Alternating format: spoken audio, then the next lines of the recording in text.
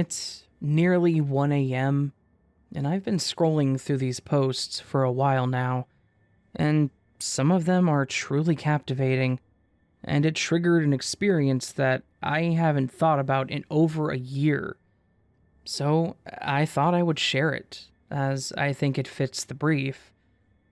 This happened when I, male 23, and my sister, female 34, were 13 and 23 respectively.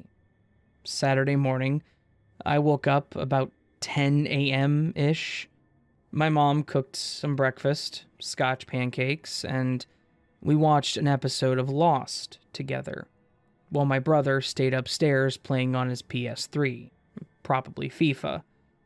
Around 11:30, my sister called me and asked if I wanted to meet her at my local shopping center to buy some clothes and just generally have a walk around and have something to eat. I wasn't doing anything, and my friends weren't playing out, so I decided to meet her. She took a taxi there, and I walked there, as it was pretty close to me, or was at the time. We had a generally good time. I didn't end up buying any clothes. My sister did. We had a meal at a cafe at about 1 p.m., and got an ice cream each afterwards, where you buy a cone and go and make it yourself from the machine. Although I broke the machine pin on the lever and got a bit upset because I thought I was going to be made to pay for this, but the manager came over and said it's happened a few times. No big deal. We went to Mr. Sims, an old-fashioned sweet shop, and bought some sweets. We weighed them up and we paid for them. Going home, my sister ordered a taxi, but this time I got in. The taxi dropped me off at home and she stayed in and then went home. She was living with her friend at the time. It was generally a good day. I played some FIFA with my brother when I got home, ended up having a bit of an argument with him, then made up, had some supper in the evening, and watched Saturday Night Takeaway and your generic Saturday TV. All in all, a pretty normal and uneventful day. Except, this day didn't happen. At least, not to anyone but me and my sister. I mentioned me breaking the ice cream machine to my mom. She thought I was joking. I explained that at the cafe today, when we had food, that I broke the pin on the lever. I'll never forget the way that she looked at me. She looked worried, but slightly questioning, waiting for me to say that I am joking. She said that I had left the house once today and it was to go to the chip shop to bring back egg fried rice and curry for me and my brother and mom, and it took about 15 minutes. At no point did I leave for hours, and when I did leave, it was about 2 p.m. I remember calling my sister, panicking at this point and needing to prove that I did actually go to meet her. She answered, slightly sleepy at this point as it was about 11 p.m. before this conversation occurred, and I asked her what we did today, on loudspeaker. She went through the exact same story that I just told my mom, including the ice cream machine, what she bought, and including what sweets I got from Mr. Sims. At this point, I ran up to my room and brought the remaining sweets down to prove that I had bought these today and went to the shopping center. My mom, at this point, had tears in her eyes, hoping, I guess, that this was some prank me and my sister had conjured up. Me and my sister agreed to talk about it tomorrow, but she texted me afterwards, asking if mom's alright. I said yeah, and if she's not, neither is my brother because he's promising me that at the time I was out, he was playing FIFA with me in his room. Then tomorrow comes. My sister calls me in a panic, claiming that her boss sent her home from work because she got called in yesterday instead. She said that Her boss said he called her yesterday morning and asked to cover someone's shift, and then she could have Sunday off, essentially just swapping a shift, which she agreed to. She said she didn't push him too much because she didn't want him to think that she was mental and lose her job. To this day, our mom, brother, and even my sister's now ex-roommate are wholeheartedly convinced that the day me and my sister spent together didn't happen. She no longer has contact with her old boss, but he paid her for the Saturday, despite not working Sunday. And me and my sister can recall tiny details to each other about the day that we had. Over the years, this has generally drifted back into the background, but sometimes it gets brought up now and again and has become something that's almost taboo to talk about in our family because of the issues it caused around the time. This turned out to be a lot longer than I expected, but I never had the opportunity to share this in a place where it actually seems to fit. Thoughts are welcome, and I'll reply to any comments before I fell asleep. The OP then added an edit. I fell asleep shortly after posting this. I really didn't think as many people would reach out as they did. So sorry I couldn't reply to comments sooner. Thank you so much to everyone who took the time to read this, and I'm really thankful for the insights. I did reply to one commenter saying that this hasn't happened since, but the mention of timelines got me thinking onto one specific instance that also happened in very similar circumstances, again with my sister. It was so short and seemingly insignificant in comparison to this one that I don't think about it often, but would definitely fit into the glitch in the Matrix genre. So I might end up posting that one for you guys if anyone's interested. I would have to speak to my sister first to get an updated account, though. I don't want to end up misrepresenting her account, because it heavily relies on that, too. It's almost as if for a few seconds we both had a glimpse into the past. Nothing major, no major events, just a small glimpse into a world before the one we lived in. It was chilling. Maybe not so much as this one, but probably relevant to the sub. A really big thanks to everyone who took the time to read this, gave it traction, and even awarded it. Some replies to this have been extremely interesting and thought-provoking for me. Not to mention, I'm getting goosebumps from reliving this. It feels more intense for me because I've put it out there, and so many people have latched onto it as something that is truly interesting. And possibly something more than, well, a delusion. I don't know.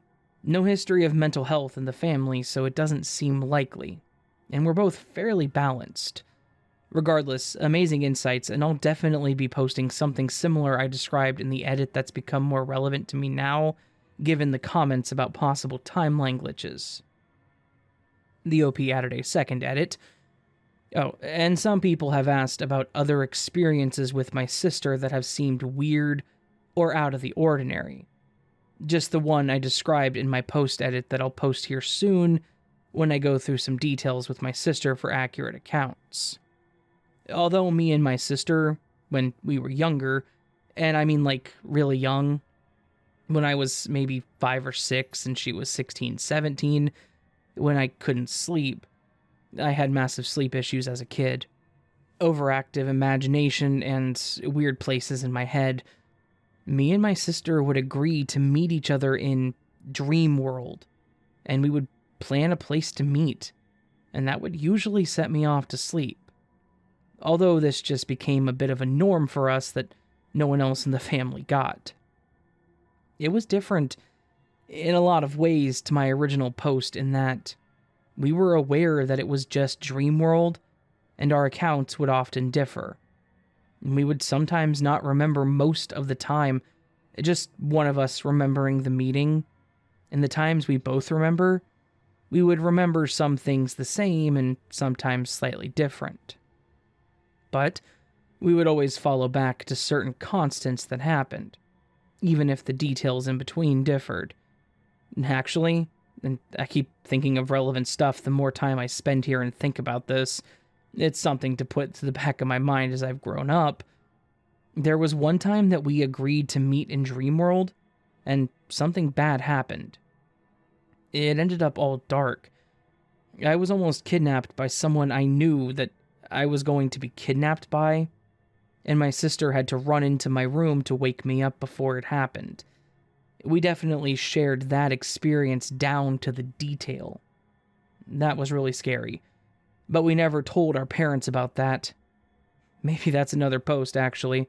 But yeah, I'll stop here before I go down the rabbit hole of my weird childhood experiences with reality. Thanks again. The last 24 hours have been really interesting for me.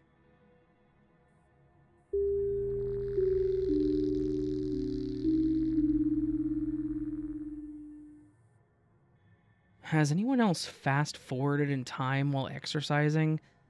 I gained 17 minutes on a 1-hour run mysteriously. For a TLDR, it's like I was zapped 17 minutes forward on a run, making a normally 1-hour run into a 1-hour and 17-minute run. And for the reasons I'll explain below, that's weird. I've been running for over 2 decades now. Because I've run so much, it may be the thing I know best in life. Right now. I know how long my runs usually are, how fast I run, all the details. Normally, I run for 1 hour on the beach. An ocean beach in San Francisco. That means a 30-minute run out and a 30-minute run back. Let's call those the 2 legs. And normally the difference between the legs is on the order of 1 to 2 minutes. Yesterday, I experienced something abnormally greater than that, which I still can't puzzle out. My run started very normally. I remember on my way out the door, looking at the stove clock, and thinking it's a little past 10, 10:04 or something. I cross the street, and there's kind of a big group of ravens on the ground. I plowed through the middle of them. I wasn't trying to be rude or to purposefully antagonize them. The path to the beach went through their group. Maybe one of them moved away from me, hopped a few feet away. I was a little disruptive, but not, at least I don't think, excessively so. It felt like one of them glared at me, but I didn't make much of it. So, I get to the beach very close to where I live. It's windy and cold, and this will become important later. I decided to go right this time instead of my usual left. I check my watch. It says something 21. To explain the vagueness, I used to run with my phone, but it's damn heavy. And of course, a phone is precious, and I don't want it getting water or sand in it. It's coarse and rough and irritating, and it gets everywhere, as a wise man once said. So, I got this cheap wristwatch on the internet. The cheapest possible wristwatch, which isn't even set to the accurate time. I just know that if I start at 6:21 on the watch, and I want to run for an hour, as I did this time, I need to turn around at 6:51. To be back home at 7:21. Most days when I run every other day, I finish within 2 to 3 minutes of that. It varies very little. So, I do my usual run. Nothing too noteworthy happens. At one point, I see a guy running his ATV on the sand, and I think he's not supposed to do that. The first time I'd seen him out, I saw him one other time, I saw him in a construction vest and a helmet, and I thought he was working for the city. But this time, I think he's doing that on purpose. He wants people to think he's on official city business.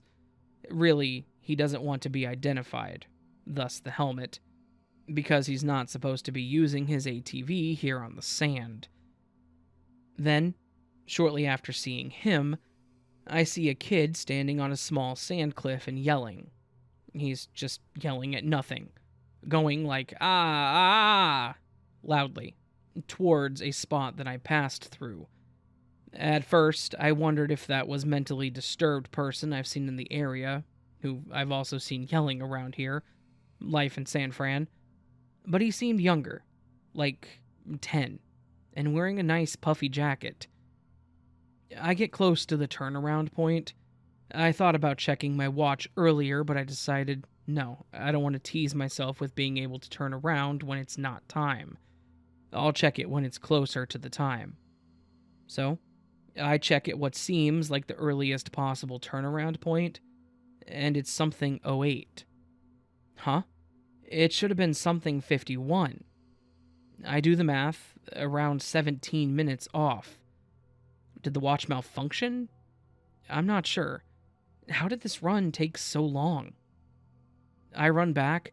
I note, weird, that kid is still yelling. He was yelling 15 minutes ago, and he's still yelling. Whatever. The ATV guy is still there, a little past him. On the way back, we seem to stay in each other's sights. As he's headed in my direction, goes past it, and then comes back. This time, I'm much more focused at the end of my run on my watch, and it reads perfectly, exactly as expected when I finish something 38. It took 30 minutes. We're back in normal time now. The watch isn't malfunctioning anymore, if it ever was. Note, it wasn't. So, I remember now. I have a second source of truth. I looked at the stove when I left.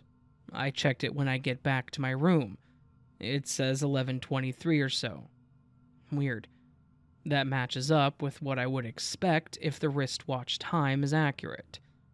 So, the run took 1 hour and 17 minutes. But how? I decide to check Google Maps for the first leg of the run, how long that would take at that speed. According to Google Maps, 47 minutes is how long it would take to walk to the turnaround point, which seems about right, if I had actually walked. But first of all, I was running. I know it. And secondly, even if I had been walking, I would have been frigid from the sea wind and getting continuous feedback from my body to run and warm the hell up, because I was dressed in shorts and a t-shirt. I'm not so physically tough that I can walk in 60-degree weather into a stiff ocean breeze and not even notice. I would notice every second and be very uncomfortable. In fact, I went out today and tried walking in that outfit and was like, yeah, confirmed. This is very cold and very unpleasant. I only walked for 1 to 2 minutes and noticed that I was cold and disliking it the whole time before turning around back to return to my place. One more thing, as a runner. When you run in one direction and then come back the way you came and are faster on the way back, they call that negative splits. Normally, it's like, I finished 2 minutes faster. Hooray. It's not easy. This time, in my negative splits, I finished almost 50% faster. Like 2 decades ago, I could occasionally, with maniacal focus, pull off a negative split, but never anything of this order. Even a measly 10% improvement would have been impressive. This blows that away. I'm decades older now, too. So, I don't get it. It's like from 1 second to the next, I was catapulted 17 minutes into the future. There was no perceptual tell for me. It was a totally normal run, totally normal experience, except I lost 17 minutes of it. I'll finish by mentioning a couple things that could or could not be relevant. There was a story of a runner disappearing in the Bay Area. Someone said it sounded like David Polide's story, the missing 411 guy. I said no, it doesn't. It sounds like a normal runner falling off a trail. Nothing eerie about it. I commented on this and then went on my run.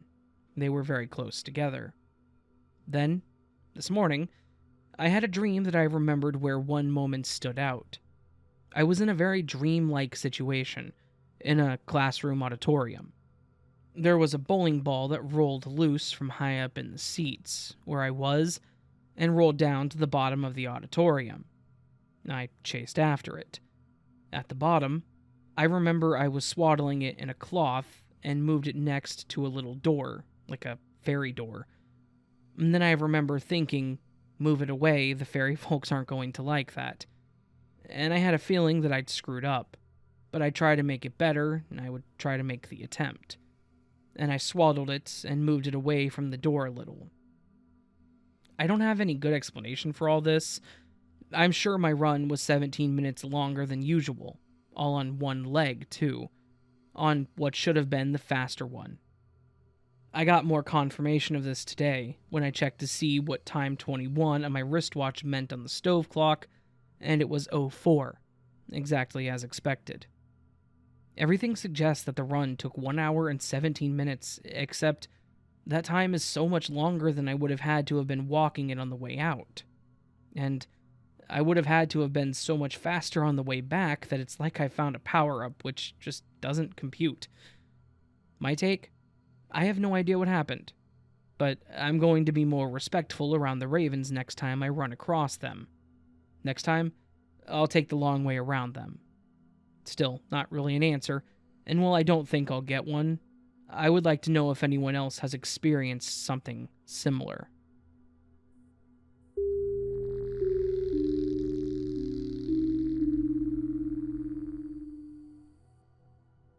This is my first post on Reddit, so bear with me and please remove it if it doesn't fall into this. I apologize for the long post in advance. I'm desperate for help, or someone who's experienced something similar, and an explanation that I don't think I'll receive. I've had this little black cat. Her name is Sock, for 4 years. We have other cats too, but Sock has always seemed different than them. She doesn't socialize much with the other cats. She sleeps a lot and has a low tolerance when it comes to the other cats. She's terrified of anything, especially strangers, doorbells, and water bottles. I don't know why. Because they're indoor cats, we do allow them to go outside with supervision since a couple of them are too curious and will try to jump the fence or get away. Sock isn't like that. She's the complete opposite. She takes a while to warm up to the idea of getting close to the back door, even more time to step into the door frame, and longer to actually get outside. If she hears a dog bark, a neighbor, a car, or anything, she immediately darts back inside. She stays close to the door as well. When inside, she's usually hidden in my closet in her spot. Next to me, somewhere, my mom's closet in her spot, under the shower curtain, or my sister's room. On Saturday, 05/01/21, at 11 p.m., I was waiting on my relief at work, which doesn't always take this long, but this night I didn't leave work until 11:20-ish. My mom told me when I came home that Sock was playing on the cat tower, being her diva self, and trying to hit any cat that would climb on. Very normal behavior of hers, as she really can't stand the others for some reason. Sock didn't greet me when I got home, which was unusual, so I went looking for her. The only place I didn't check was my sister's room, because I thought she was asleep. I searched the entire house again, and still no luck. I texted my sister, who was actually awake, and asked if Sock was in there. She said she was around 11, so she was probably still in there. Neither of us checked under her bed because if Sock is under there, then it means she wants to be left alone. We thought nothing too serious of it, figured she'd be in my room by morning like normal. 6 a.m. rolls around and still no Sock.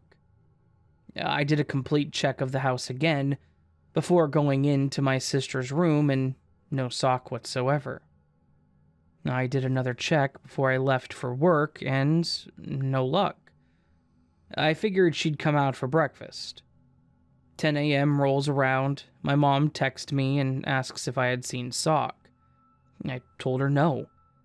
And we all start getting panicky, and they tear the house apart searching for her. I call my supervisor and ask to leave work early. Luckily, I got to leave at 3 p.m., which was better than 11 p.m. like scheduled, and we search the neighborhood for her. Still, no sock. They checked the house thoroughly countless times, even with me on FaceTime, but I still wanted to search when I got home, too. I did at least 3-4 times thoroughly, and we searched everywhere. Restrooms, cabinets, dresser drawers, inside dressers, behind the drawers, box springs, inside chairs and sofas, storage bins, storage containers, closets, and every clothing item, laundry basket, bags, etc. In our closets, blankets, pillows, the attic, AC unit, vents, garage, washer, dryer in and around them, the fridge in and around, dishwasher, every bed, room, and area of this house was searched multiple times. Even toilets, showers, curtains, and trash cans. We checked the cameras. There was no sighting of her leaving the house, the 3 chances that she could have that night. Every chance the door was open for only a max of 4 seconds. The lights were on, so she would have been seen had she ran out, but remember, she isn't one to want to dart through the door or have the desire to go outside. We hung up flyers, posters, posted on all the neighborhood apps and pages. Neighbors adjusted their cameras and put out food. All the local shelters within 50 miles had been alerted. Some of our dirty clothes surround the perimeter of the house. We put out a litter box. We searched the neighborhood at night around 11 to 12. And we've done everything in our power to try and guide her back if she got out. Which is really only about a 1%. The only strange thing is if she had died, which would be a surprise because she was a healthy cat, we would have found her by now. Especially if she was in the house or around the parameters of the house. My sister's room, where she was last spotted under the bed, being her normal cute self, is upstairs, on the opposite side of the back door, and far from the front door too. She was seen at 11, and by the time I got home at 11:38, she wasn't there, and she's nowhere to be found. It isn't like her to be gone this long. Now, I've read countless posts about cats having the ability to teleport, which I believe Sock has done, but we always assumed she was just good at hiding. I would look everywhere for her, give up and head back to my room, and then, all of a sudden, she would walk into my room. I just assumed I didn't look hard enough. My sister and I experienced glitches frequently, but always attributed it to us being forgetful or not paying close enough attention to things. Objects will go missing, we look everywhere, and then they'll reappear in the same place we left it and checked several times. Constant unexplainable occurrences, missing objects, synchronicities, not sure if this fits into the first one, and strange experiences that make us feel crazy because we can't always put an explanation to them. My question is, has anyone's cat disappeared before? Is there anything more I can do to possibly get her back? We continued to search inside, outside, and in the neighborhood every day, but it's almost been 2 weeks, and I worry so much now. It's almost as if she just vanished. Like objects have vanished, and I hope she reappears soon. We've had countless messages saying their indoor, usually black, cat will disappear and show up again in the house a few days later. They know it sounds crazy, but that's just what happens. Is this considered a glitch? And what am I supposed to do? I miss my baby girl so much.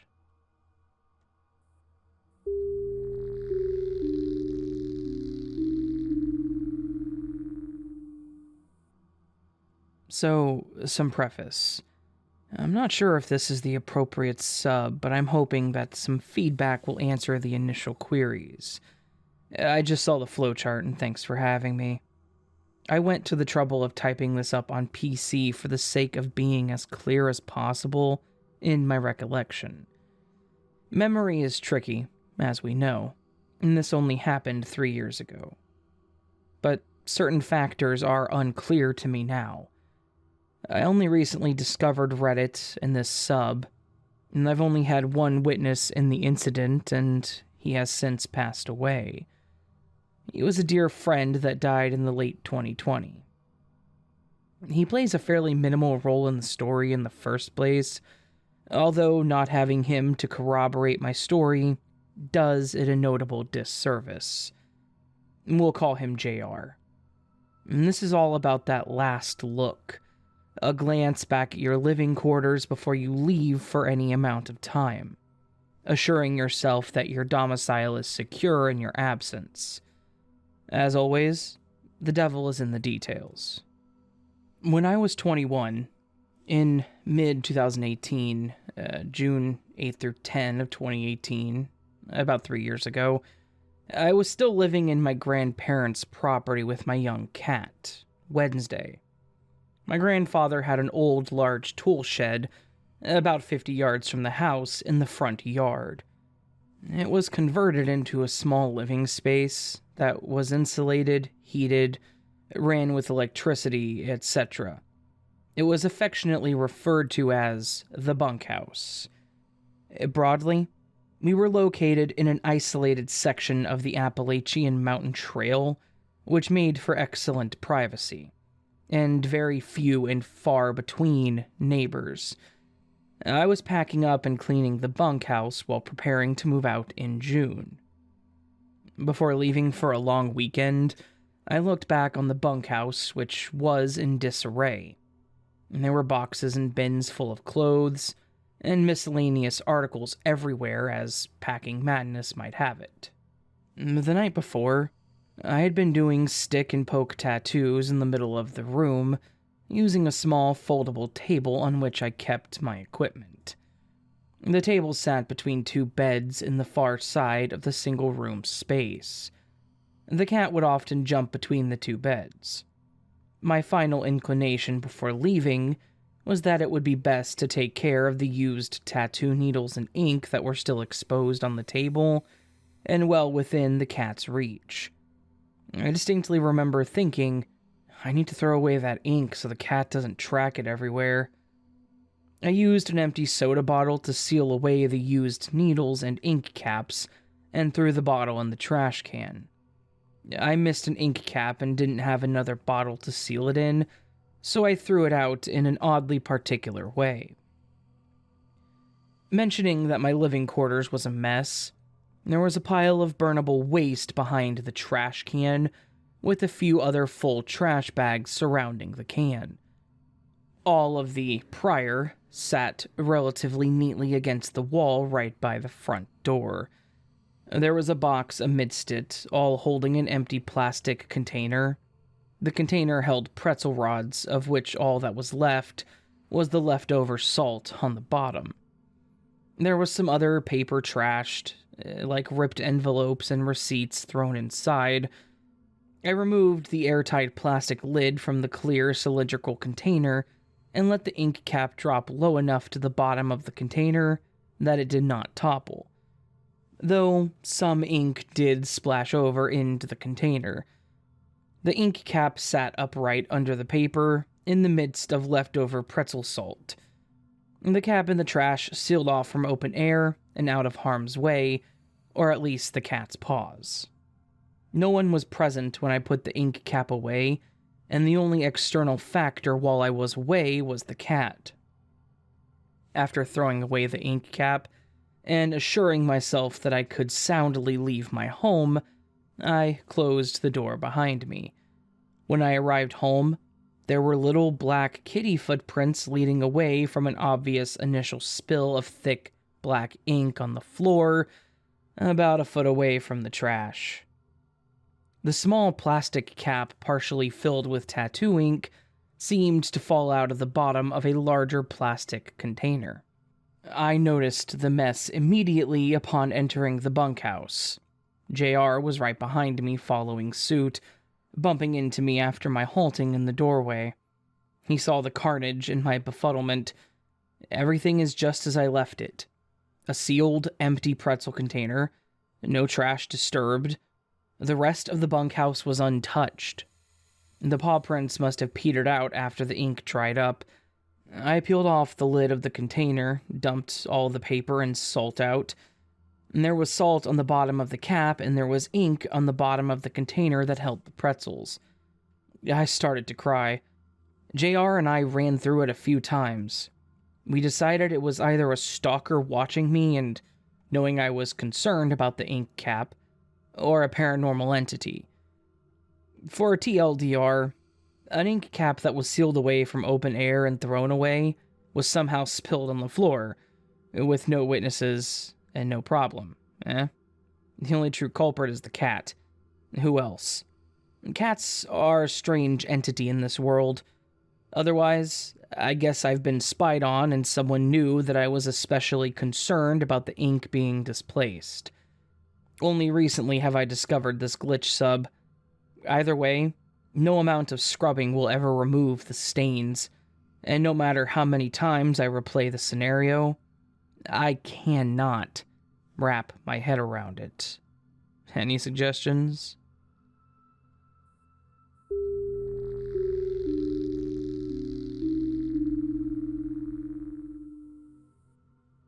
So, this may seem a bit lame when it comes to glitch stories, but to me, it's really strange.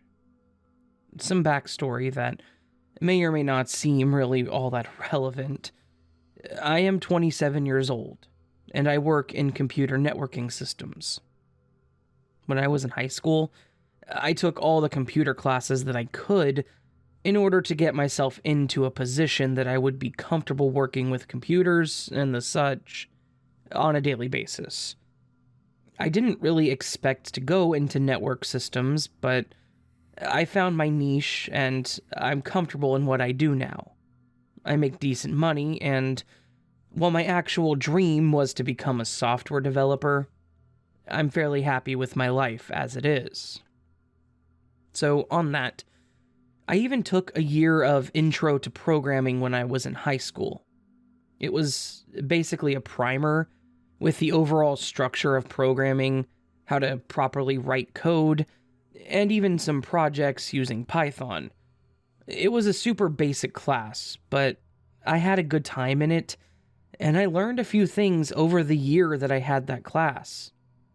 Honestly, it was one of my favorite classes. Mostly because the teacher was a super funny guy, and he was all about making the class and learning the concepts entertaining. I remember that we actually had a few projects. One where we had to write pseudocode to program a robot to do our homework. There was a group project where we actually had to do a full stack mock-up, and that's everything from front end to back end, by the way, so user interface to background code. I promise you that all of this is important. There's a reason that I'm mentioning it. Fast forward to this last year, in 2020. My brother landed a job as a back-end software developer. Basically, he writes the code that works on the actual back end of the system. He's a year younger than me, and he's always kind of followed in my footsteps. Up to and including my interest in IT and coding. Unfortunately, my love for coding stopped after high school. It may have been one of my favorite classes, but I wasn't any good at it, and I tried my damnedest to get the hang of it. That said, he took to it super quick, so he learned the ins and outs of coding, and he was beyond proud to have landed this gig. So, all this out of the way, here's where the weirdness actually starts to kick in. When my brother told me that he got the software development job, I was ecstatic. I told him congrats. We exchanged some idle chit-chat. Then I made a quick joke about how he better be careful, or else I would ask him to get me a job with him. He laughed and responded with, "You never liked programming. You wouldn't want to do this job." I then reminded him that I took a programming class in high school because I wanted to be a software developer. And his humored laugh turned into a confused stare. He then tells me that I never took a programming class, and that if I had, he would remember it. I then told him that it was Mr. Smith's programming class and that I learned the basics, and that we also even learned some Python coding. He then tells me straight that Mr. Smith never taught a programming class, and that I never took a fundamentals of coding class. We bantered back and forth for a few minutes, and I bet him dinner that I would get my transcripts and prove to him that I did take this class. He took me up on it. I went upstairs into my office and pulled my education documents out of my drawer of my desk, which is basically just my degrees and transcripts in case I ever need them. I sort through them until I get to my high school transcripts, and I start going over the years. I go over them once, and I don't see a programming class. I started thinking about it, and I figured it must have been my junior year based on how long I had left. And I remember that a buddy of mine took the class with me, and he was a year ahead of me, so it would have had to have been before my senior year. I combed over the classes, and according to my new transcript, I never took a coding class with Mr. Smith. This class that I distinctly remember taking, that I remember all of the projects, the basics, the topics we went over, never existed. And apparently I never learned anything about any of it. What's really confusing to me, in my junior year, there's now a class that I took that I don't remember. Introduction to Photography and Videography. Something that I have absolutely zero interest in, yet I apparently took it for a year. Even more interesting, this class was instructed, based on the documentation, by a David Smith, the Mr. Smith that I remember teaching the programming class. I somehow ended up in a timeline where my education changed, and I apparently never learned something that I very much remember learning. I know that one possibility is that my official transcript is incorrect, but I just don't think that's the case, honestly. These are official documents, and I've had them for 8 years. I feel like I would have noticed that there was an incorrect class on the document when I submitted them for my college application, or maybe when I graduated and got them. In the end, I guess I'm just crazy and remember stuff that I never learned, and unfortunately I'm still no good at it. Oh, and I had to buy my brother Chipotle, by the way. It was his choice.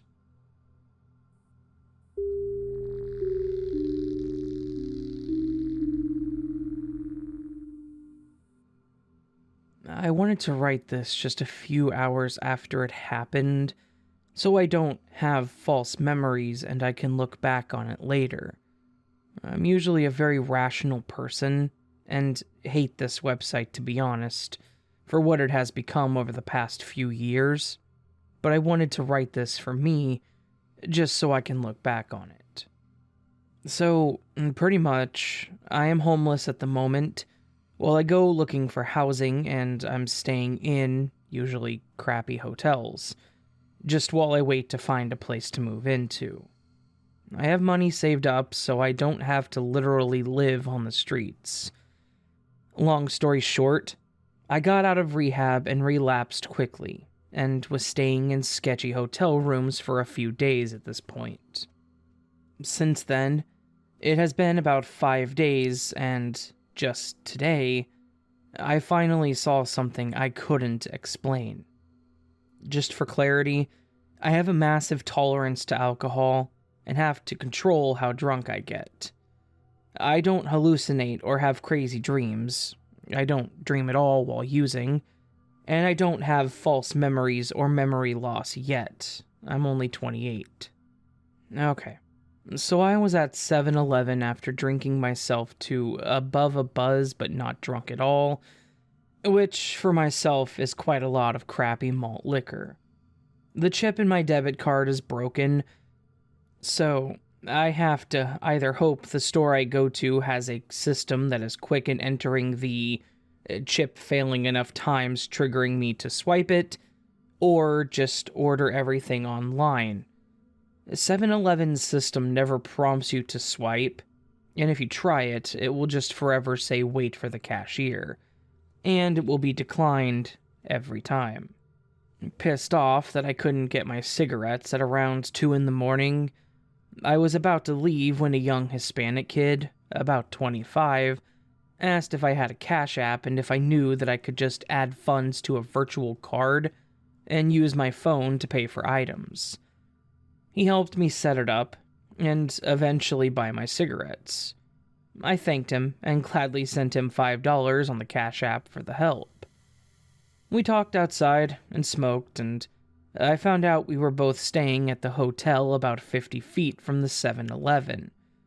He told me his room number, and asked if I did other drugs, and I declined. He was also homeless, and staying at hotels. I told him my room number and wished him good luck. Later that night, I get a knock on the door. I open it, and it's that kid asking if I had a charger that he could borrow. For a number of reasons, I was not too trusting of this guy, but I was in a good mood and he seemed like a good kid, so I let him borrow it because I knew he was staying just a few doors down. Or so he said. I woke up at around 8 a.m., and I realized that he never tried to give my charger back. I knocked on the door for the room that he told me he was residing in, and there was no answer.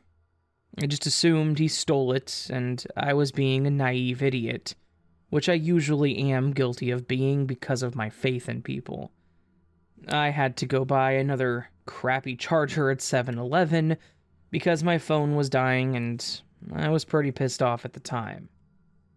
Fast forward to today, in a different hotel, miles away from the other. I don't know this guy and I don't have his phone number or anything. I was looking for something in my suitcase, and I pulled out the same charger that I lent the dude that I met at 7-Eleven. Belkin Lightning, made for the iPhone 12. I couldn't believe my eyes. The only way this would be possible is if he lied to the front desk of the ghetto hotel, telling them that he owned the room and lost his key, and then snuck in and put it back. I never black out with my tolerance, and I wasn't taking any benzos either, which will make anyone forget entire days or weeks if mixed with alcohol. This is just one of those unexplainable things that I've seen in my life. What the hell happened?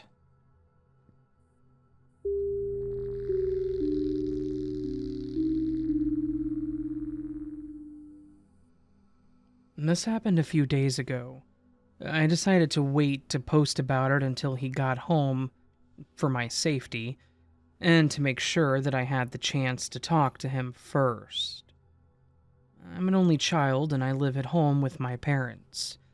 My mom is currently in a different state for work, and has been for 10 weeks. On Friday, at around 5 a.m., my dad left to go to his friend's house in New Hampshire to golf, and he got back on Sunday afternoon. My dad and I share chores around the house while my mom is gone, and I'm extremely weird with touching wet food or just old food in general, so my dad always rinses the dishes and then runs the dishwasher, and all I have to do is put them away. Our dishwasher automatically opens when it's finished cleaning, and that's how I know when they're ready to be put away. He left for New Hampshire Friday morning before I woke up. I was upstairs doing homework and watching Netflix, basically all morning, until I went down to eat lunch before work. I made myself one of those microwave mac and cheese cup things, and went into the silverware drawer to get a fork, and noticed that there was barely any in there. We have big forks and little forks, and I prefer the big ones, but there were only little ones left. I looked in the dishwasher, which was closed, meaning it was empty, but I checked just in case it was closed by accident. There was nothing in there. I remember being super confused because the sink was empty, and so was the dishwasher. So, I had no clue where all the dishes and silverware were. I decided to just ask my dad later when he called to check in on me, as he always does when he is away, and just grabbed one of the forks from the drawer and ate my mac and cheese. After I got home from work, I made myself some pasta for dinner. Don't flame me for only eating pasta all day. I'm lazy, okay? When I finished, I walked over to the drawer and got annoyed when I remembered that there was only little forks in there. I turned around to grab my phone to call my dad and ask him where everything was, since he hadn't called me yet. And when I did, the dishwasher caught my eye. It was open. I looked inside and it was full of clean dishes. There were all my big forks, and all the dishes I had used recently. Everything. I was absolutely terrified. I don't know why it scared me so bad, but it did. I grabbed my pasta, my phone, and a fork as fast as I could out of the dishwasher, and bolted up the stairs to my room. I immediately called my dad and told him what happened, and asked when he did the dishes last. He said he did them that morning before he left for New Hampshire. I asked if he came home at all, and he said no. I am literally 100% positive that the dishwasher was empty when I made the mac and cheese earlier that day. I wasn't half asleep. I wasn't under the influence. I wasn't imagining it, nothing. As I said before, I'm an only child. My mom is on the other side of the country, and my dad was 3 hours away by the time I even woke up that day. No one has keys to my house but us. Then, I was trying to think of everything I could to explain it. I was like, did someone break in, do my dishes, take nothing, and then leave?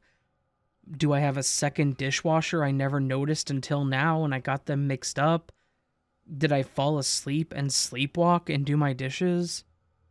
The part that scares me the most is the fact that the dishes weren't in the sink either the first time. They literally just were nowhere. Where were they? I know that this is a super long and detailed story about some stupid freaking forks, but I still am terrified. I don't know what to think about this.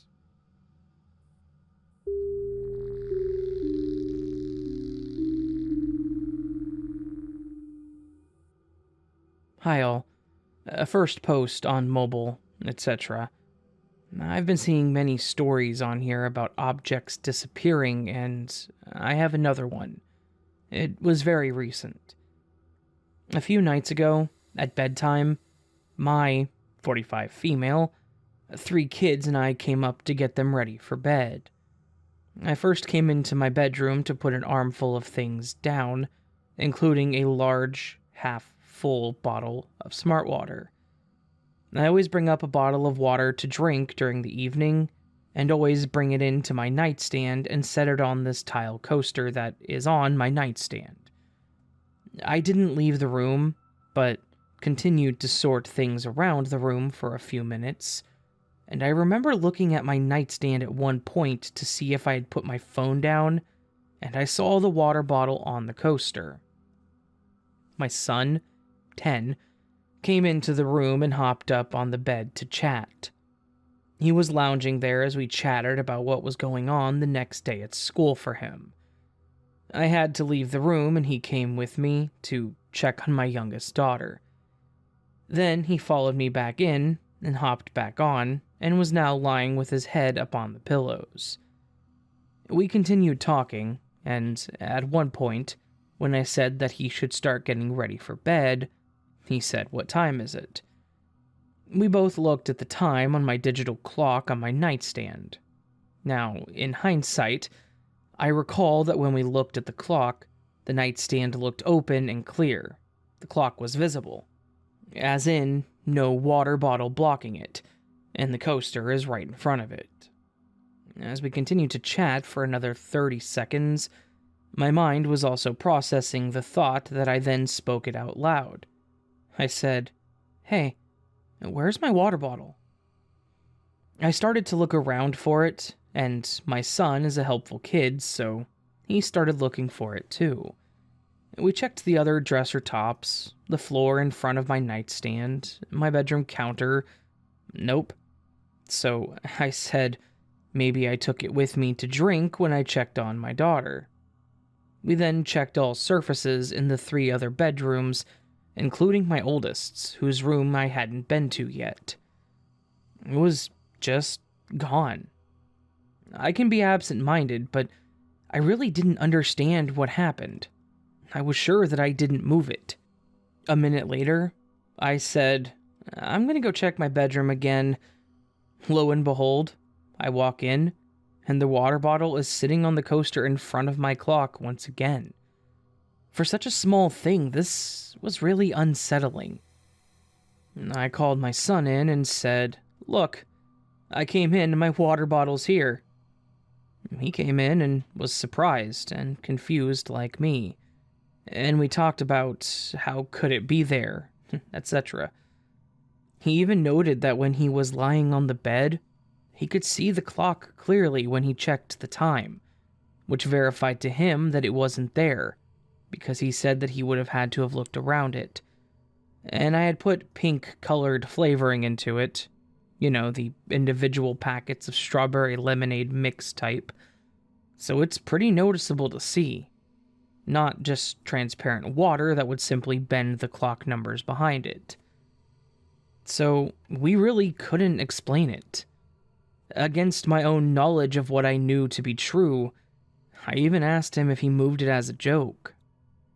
He denied it wholeheartedly, and I knew this was true because he had been right with me as I left the room and searched everywhere else.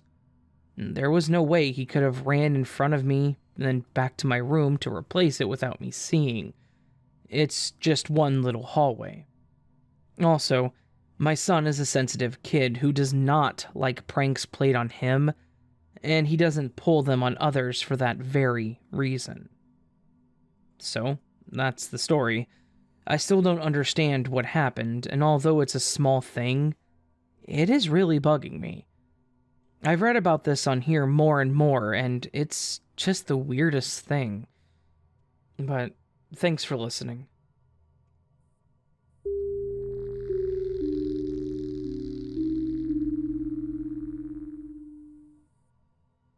The first thing I do in the morning is take my dog out for a walk.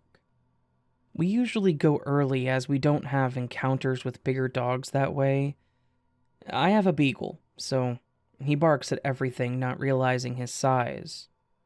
Anyways, I live on a 2nd floor, and when we come back, I take the harness off my dog and let him run upstairs by himself. When he reaches the door, he impatiently scratches at it, and no one ever gets the door. And this happened last year, early March, I think. I did my usual routine, and when we reached the stairs, I heard voices of people leaving the flat above mine. This is an open-staired building, and you know how each door has a special sound when opening and closing? Well, that's how I knew it was the flat above mine. The voices were like those of people leaving from a party, joyous, enthusiastic, and it was 7 a.m. So, I stopped at the stairs, pondering whether to let my dog off harness to run upstairs, to run after him and try to reach the door before they got to my floor, or Just wait at the bottom of the stairs for them to leave. My dog knows that he has to stay put at the third step for me to take off his harness, and as he's waiting, I decided to go on as always and just apologize later. All this while hearing their footsteps going down. By the time I got to the first floor, and there were no people, and no more footsteps either, I came to the conclusion that they saw my dog and decided to wait until he was inside. But there was no scratching either. So, I hurried, and to my surprise, when I reached the last stairwell and had a clear view of my door, there was no dog. A couple of times he's mistaken our door and kept on going upstairs. I thought this was what happened, but there were no people standing there waiting to go down. I panicked for a second because, from my point of view, the door looked completely shut. Only when I stood right in front of it, I saw it was open at a 45-degree angle. But how could the angle affect my perspective so bad? I remember touching the glass and, honest to God, believing the dog had gone through. I was so freaked out, but I still thought that there was an explanation. My mother was sleeping in the living room at the time because she had a bad fall and injured her knee. It was still early days, so she couldn't move without crutches, which I used to hand her after I came back from the walk.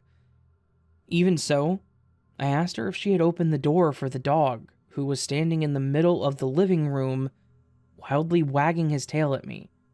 He usually goes about sniffing around when we come back. She didn't hear me well, so I walked to her spot and asked her again. She gave me this confused look and said that when she didn't hear the dog scratching at the door, she thought I was right behind him and said something like, "That was fast." But when I didn't reply, she thought something bad happened on the walk and that I was mad.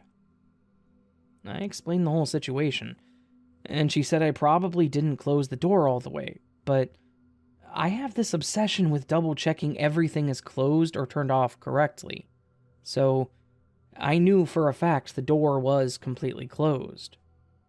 The door has a handle on it, and every time I go out, I lean all my weight towards the steps holding the handle to make sure it's properly closed. And my dog always waits to hear this sound to take off running downstairs. It's a pretty loud sound, too. Also, the door needs a big push to open or close because it has this thing at the bottom that gets stuck. My mom brushed it off almost immediately, but it's something I keep thinking of because I still don't get it.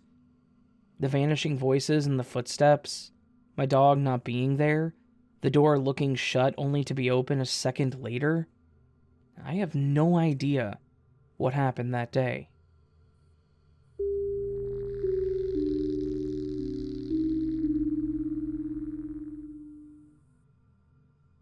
My friend of the past 5 years never existed. So, this is going to sound crazy, but here it goes. Around 5 years ago, I moved to a new school during my senior year of high school. I didn't necessarily have trouble making friends as I joined the football team, and they were very welcoming of me. I enrolled in this sort of advanced PE class that was for the athletes in the school. That is when I met a dude named Tyler, who was a grade younger than me and was also on the football team. We instantly got along, and he became probably my best friend at the school. We would hang out outside of school, but for some reason, he never wanted to come over to my house, and never wanted me to come over to his house. I didn't think too much of it. Anyway, I graduated that year, and we haven't really talked much since. We would occasionally text about NFL, but nothing more than that. I had a dream last night about the guy, and when I woke up, I figured I would text him and see how he was doing. I couldn't find his contact in my phone, but that's not uncommon as I've had several new phones since I was in high school.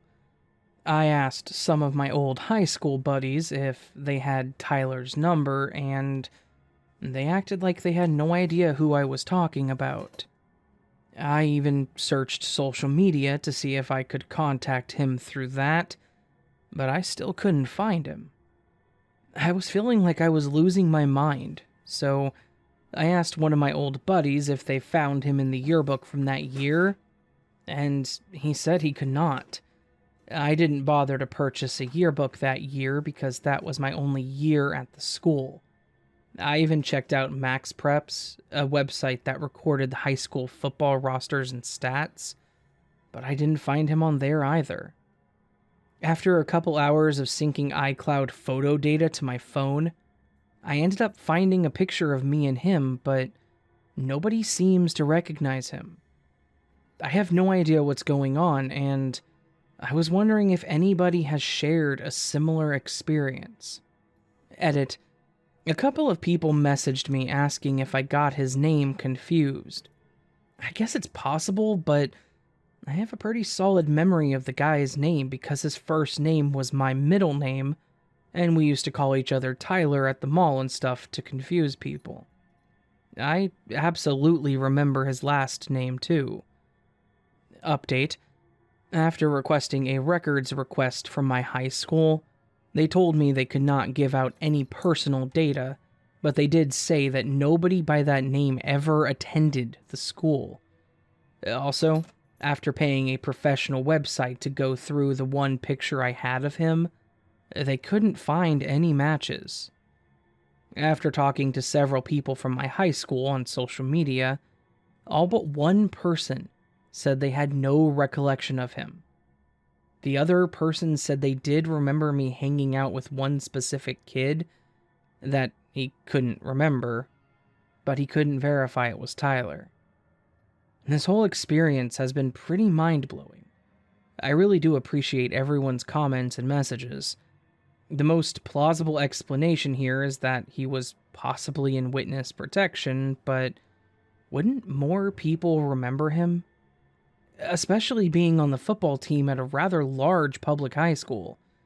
Speaking of which, I've combed through the pictures and rosters from several websites of our team, and there's no trace of him. Sometimes, there are things in life that are genuinely unexplainable. However, sometimes you just have to accept these conditions, which I'm slowly learning to do.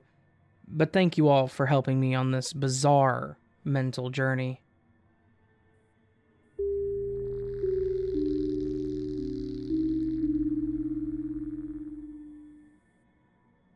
My friend and I were hanging out at my house. It was a house in southern rural Arizona. It was a big plot of mostly empty land with a trailer in the middle.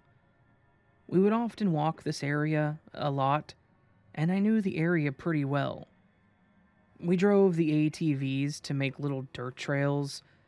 I decided that we would walk to this small retention pond about half a mile away to see the gross water. The time was about 10 to 12 p.m. in September, so the sun was in the center of the sky.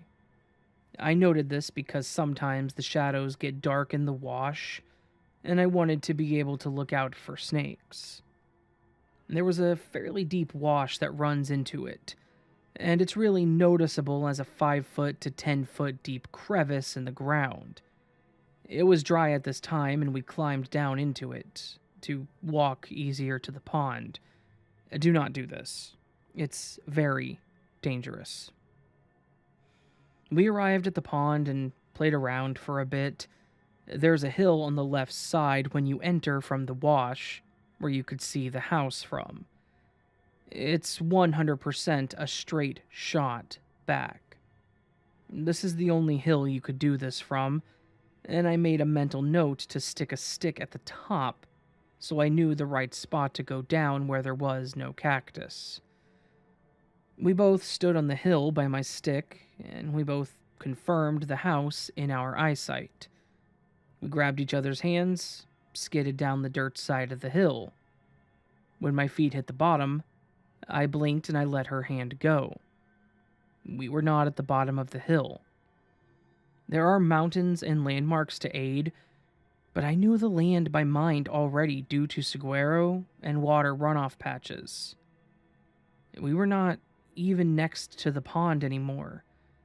Then, I noticed how much later it was in the afternoon as the sun was beginning to start setting. Like the orange stage right before it actually goes down. At the top of the hill, it was maybe 2 o'clock. I think it makes sense for the distance and us exploring a lot. Now, it was around 6 o'clock. We were nearly another half a mile away by the old power lines and the old trail that ran at the side of the property. The hill we stepped off of should have been behind us, and instead was out of sight behind the trees around the wash, and we were out in the open. The time had passed, and neither of us knew what had just gone on. The feeling was just, how did I get here? I better get home. Kind of like a feeling of shock, and no emotions, just solution-based. All I knew was to disregard the facts and get my friend and I back home. I knew following the trail and lines would lead back, but I didn't want to cross the washes again. But I didn't care, as I felt like if the sun went down and we were still out, we wouldn't make it back. I have no idea how to explain that feeling, but it may have been general shock and anxiety of the event itself. There was no way that I have been able to deduce this. We would have crossed the deep wash again, another smaller 2-foot deep wash, and then walked another third of a mile into the middle of the dirt patch near the trail road to get there. We'd already done a lot of climbing and trudging, so we did not choose that, and we would remember. My friend was silent the entire time we walked back to my house, and then told me that she didn't know what happened once she got to my room. I asked her about 2 years back, and she just told me, yeah, that was weird. I have no memory of that blank, and she seems not to know either. I even recalled the story to my mom, and she put it up to imaginative thinking. But it plagues me still, not knowing what or how that occurred.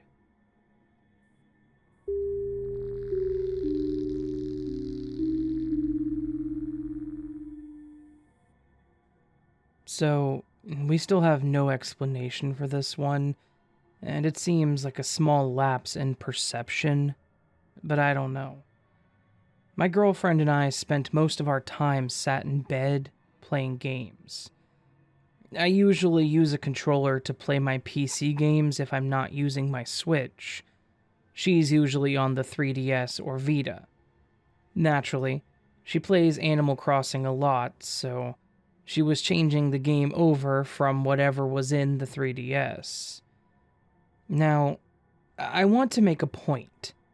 We keep any games we have very organized, always in the correct case, stacked on the drawers beside the bed.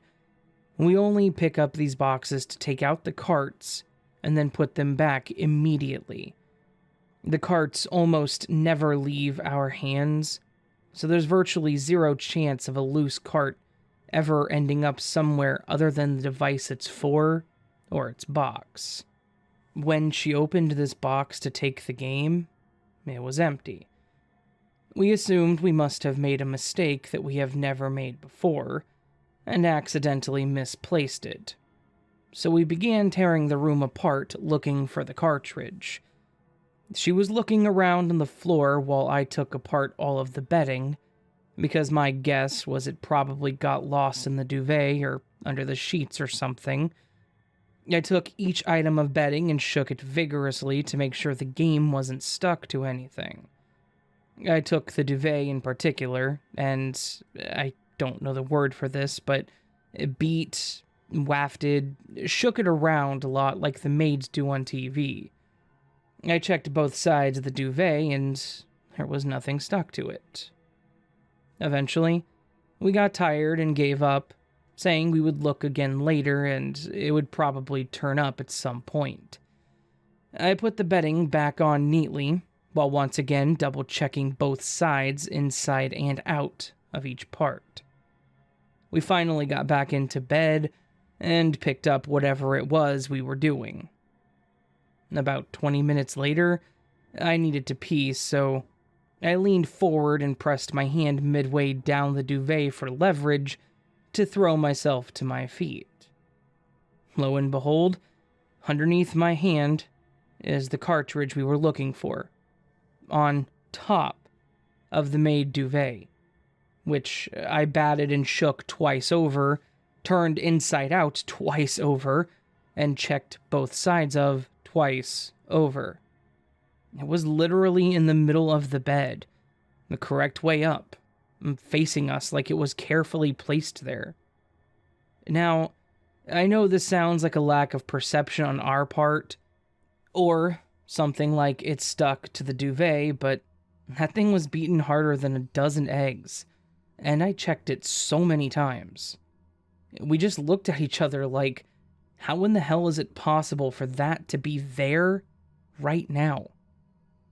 I just accepted that we were blind or tunnel visioning, but I still think about the impossibility of it being where it was, in such perfect, neat placement, after throwing the duvet around like a madman. She's never let it go either, and blames fairies or imps or something. But I would really prefer a logical solution, but I just can't reach one. I hope I explained this well, and if I didn't convey the weirdness and impossibility of this happening, then I do apologize. I should also mention my girlfriend was absolutely not playing a prank here, because she would never do one without giving it away with her laughter. And she absolutely wouldn't lie about it 1 year later. She's honest to a fault.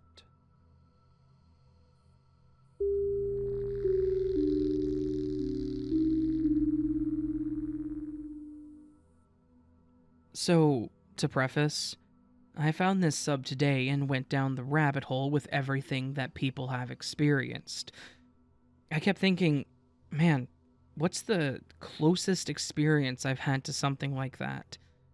Well, it may not fit this sub perfectly, but there's one thing I realized I've always been ominously at a loss for an explanation.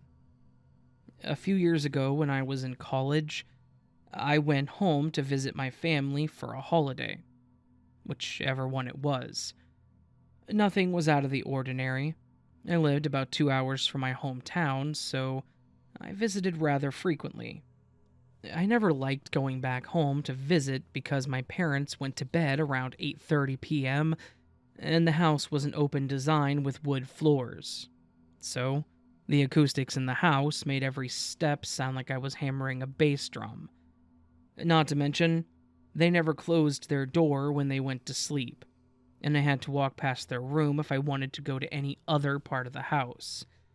My room was at the end of a 20-foot hallway, and my parents' room was the next to the entrance of that hallway. Well, that night when I was visiting, I went to grab a beer around 2 a.m. from the fridge in the garage. I tiptoed with my socks on, as ridiculous as it is to keep the house silent, and grabbed a couple of bottles so I wouldn't have to do it again soon. On my way back to my room, I took a left to walk down the hallway, my back facing the open door of my parents' room, and I heard a sound that quite literally sent shivers down my spine.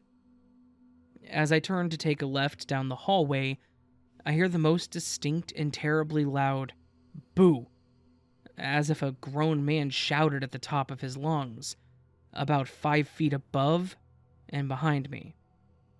I know how ridiculous that sounds, but it was clear as day, and immediately both of our family dogs in my parents' room start barking and ran towards where I was. I'm so grateful for them barking. I would be convinced I lost my mind if it wasn't for that. My stepfather has a nickname for me, Boo Boo, because that's what my little sister called me when she was too young to actually pronounce my name. It was nearly pitch black in the house. No lights were on, and I got around just from my years of experience living in the house. The second I hear the boo, I turn around and face my parents' open door.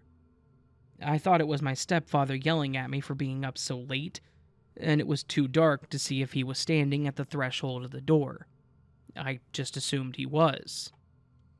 Without hesitation, I run into my parents' room, honestly hoping it was him that said something. I wake them up in a panic, saying, "Did you say something? You said something to me, right?" In a sleepy, delirious state, they say, "What the hell are you talking about?" I asked them if they heard that loud boo or boom, it kind of sounded like both, and they look at me like I'm on drugs. To this day, I'm sure that's what they think. But the strangest part is that neither of them heard the dogs lose their minds, which bothers me because saying my mom is a light sleeper is an understatement. After waking my parents and begging them to tell me they said something to me, I go to my room and called my best friend. I can still remember to this day the way the hairs on the back of my neck stood up while describing to him what happened.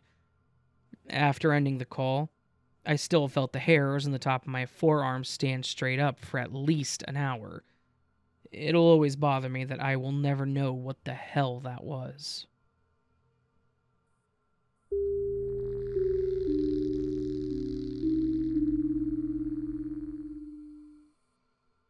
Not as scary as many of the stories that I see, but damn, what a weird glitch.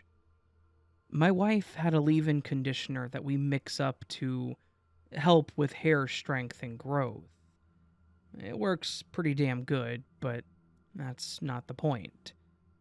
My wife, wanting to make this stuff, ordered the ingredients and a few bottles to apply it with. However, being cheap, the bottles were behind the rest of it. Being vapors, I grabbed an old 120 milliliter bottle to mix it up with. The nozzle is a great applicator to get it down to the scalp, so it worked great. She's been using it for weeks, and I've seen her use it multiple times. So, last night, she asks for her conditioner because she's tired. So I go to get it for her, which I don't normally do. I come back with the aforementioned repurposed vape bottle, and she looks at me like I'm insane. She asks me what the hell I think I'm doing giving her vape juice. This is what you've been using. We mixed this up the first day you got your ingredients.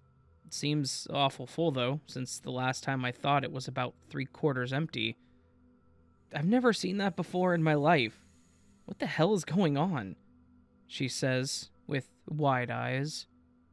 I told her how it happened.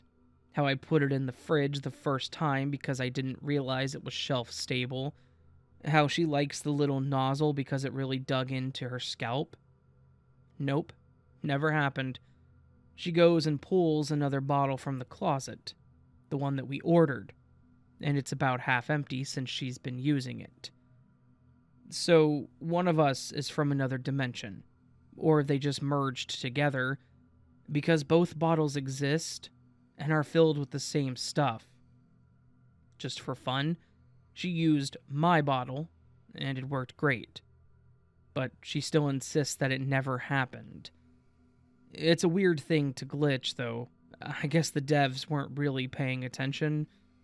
The OP then added an edit, which isn't really relevant to the glitch, but it is what they use for their conditioner, and some people might find it helpful, so I'm going to include it. Everyone keeps asking, so I'll mention what I know.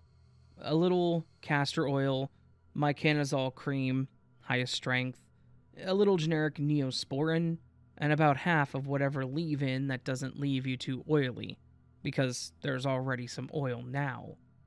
For a little bonus, you can throw a little talfonate cream in, but I don't have any actual evidence it helps, just seems like a good idea. Castor helps the strength, even though there's barely any. Myconazole seems to be a crapshoot. Some people swear by it, but some don't respond. There's not a ton of research on it, but there's enough to know it doesn't work for everybody. Works great for her.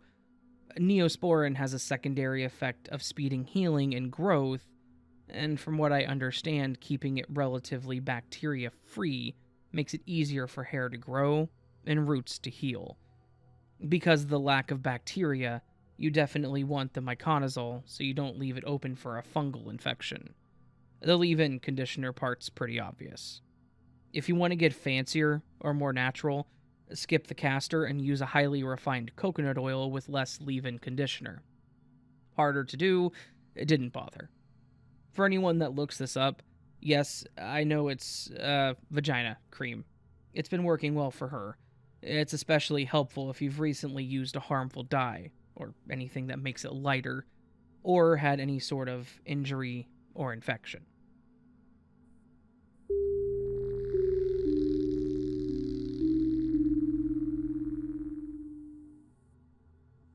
When it comes to glitches in the Matrix, a lot of people tell stories about losing time, remembering people that didn't exist, and other significant events. But sometimes, even the smallest things can be really, really freaky. My boyfriend and I were moving into our new apartment in July of 2020. For the story to make sense, you'll need to have a slight understanding of the layout of our place. It's a one-bedroom, so the bathroom is separate from the bedroom. The doors face one another in the hallway, so if you were looking out of our bedroom, you'd be looking across the hallway into the bathroom. In the bathroom, the sink is on the far wall, so you'd be facing opposite the doorway if you were using the sink. I was in the bathroom, sitting on the floor, in front of the sink and unpacking some boxes of toiletries. The sink has a large cabinet underneath it, which is where I was storing the items because we had moved from a slightly larger apartment. I was trying to save space by consolidating items. I had 3 open boxes of Band-Aids, and I decided that I was going to put all of the Band-Aids into one of the boxes for easy storage. Once I had emptied the other 2 boxes, I left them sitting open in front of me on the floor. My boyfriend was in our bedroom organizing some things. Suddenly, he called to me. Without standing up, I turned around to see him walking up to me with a Target shopping bag in his hand.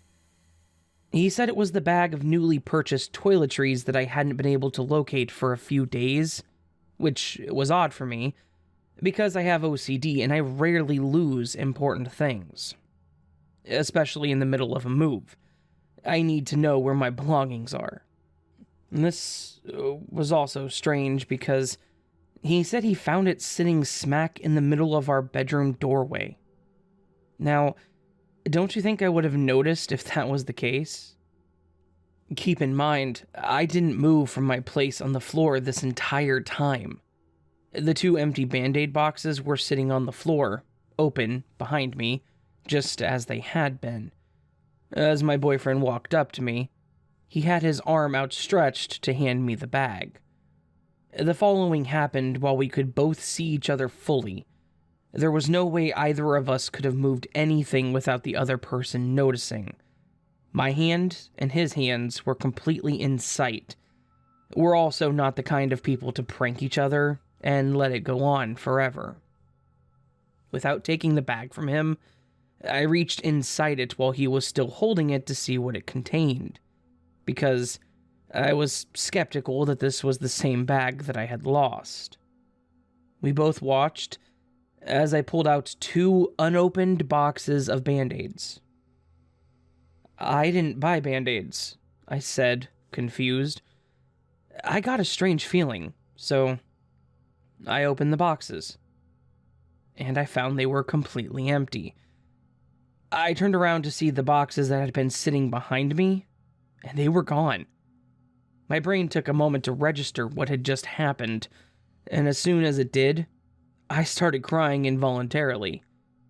My boyfriend was immediately confused, and as soon as I explained it to him, he was freaked out too.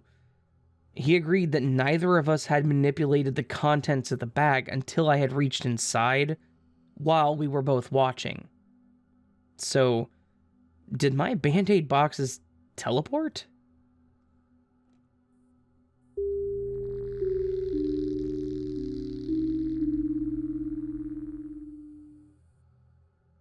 So, here's my glitch story. In April of 2017, my band was on a road trip to Roswell, New Mexico, of all places, to play a gig. And I believe it was somewhere in Missouri at night that we stopped at a rest stop. I have no idea exactly where we were, but I remember saying to my bandmates as we pulled into the lot that this place gives me Twilight Zone vibes. It just had an eerie sort of presence to it. And I like that kind of stuff, so it wasn't necessarily a bad thing. So, I don't even know what the other two guys were up to. They may have just stayed in the car, but what I do know is that me and the bass player had to go inside to go to the restroom. This is just your normal setup of a parking lot out in front of a rest stop of a highway. I don't smoke anymore, but back then I did. Me and the bassist decide to smoke a cigarette first before going inside to pee. He offers me one of his cigs, and ensues to call up his girlfriend to update her on how the trip is going. So, I'm just standing there, smoking and chilling, and he's standing next to me, smoking and on the phone. We're both out in front of the entrance to the rest stop, and we're both facing outwards toward the parking lot with our backs to the entrance of the building. Suddenly, while still on the phone, the bassist starts casually walking back out towards the van in the parking lot. I see him walk away, and his voice grows more distant. I don't recall exactly how far away we parked, but there's only one lot, and I remember seeing him walk into the distance in front of me, still on the phone with his girlfriend. This confused me, as I thought that he had just gone inside to go pee. But I didn't give a crap, and I was finishing my cigarette as the moment unfolded. So I shrugged and put out my cigarette and immediately turned around to head inside the stop building. As soon as I get inside, it's completely empty. But you have to walk straight ahead down this hallway to get to the bathroom. I remember there was some sort of Route 66 clock that had a spiral shape or something directly above as you entered this hallway. It just overall had that Twilight Zone sort of vibe to it. I don't know how else to explain this experience. So, I'm walking down the hall and I get into the bathroom, and I hear someone in the stall who is talking on the phone. His voice sounds exactly like my bassist. There's no one else in this bathroom. I can't see who's in there, but I'm standing at the urinal and laughing about how weird it is that this guy sounds so similar to my bandmate. But I know for a fact it can't be him, as it would be physically impossible for him to have gotten into the bathroom before me, when I literally just saw him head out towards the car in the parking lot about 20 to 30 seconds earlier at most. I even said to myself, now that would be ridiculous if it was somehow him. But even as I said this to myself, I knew for a fact it was not him. Except that it was. Sure enough, a moment later, the stall door opens and out comes the bassist, still on his phone with his girlfriend.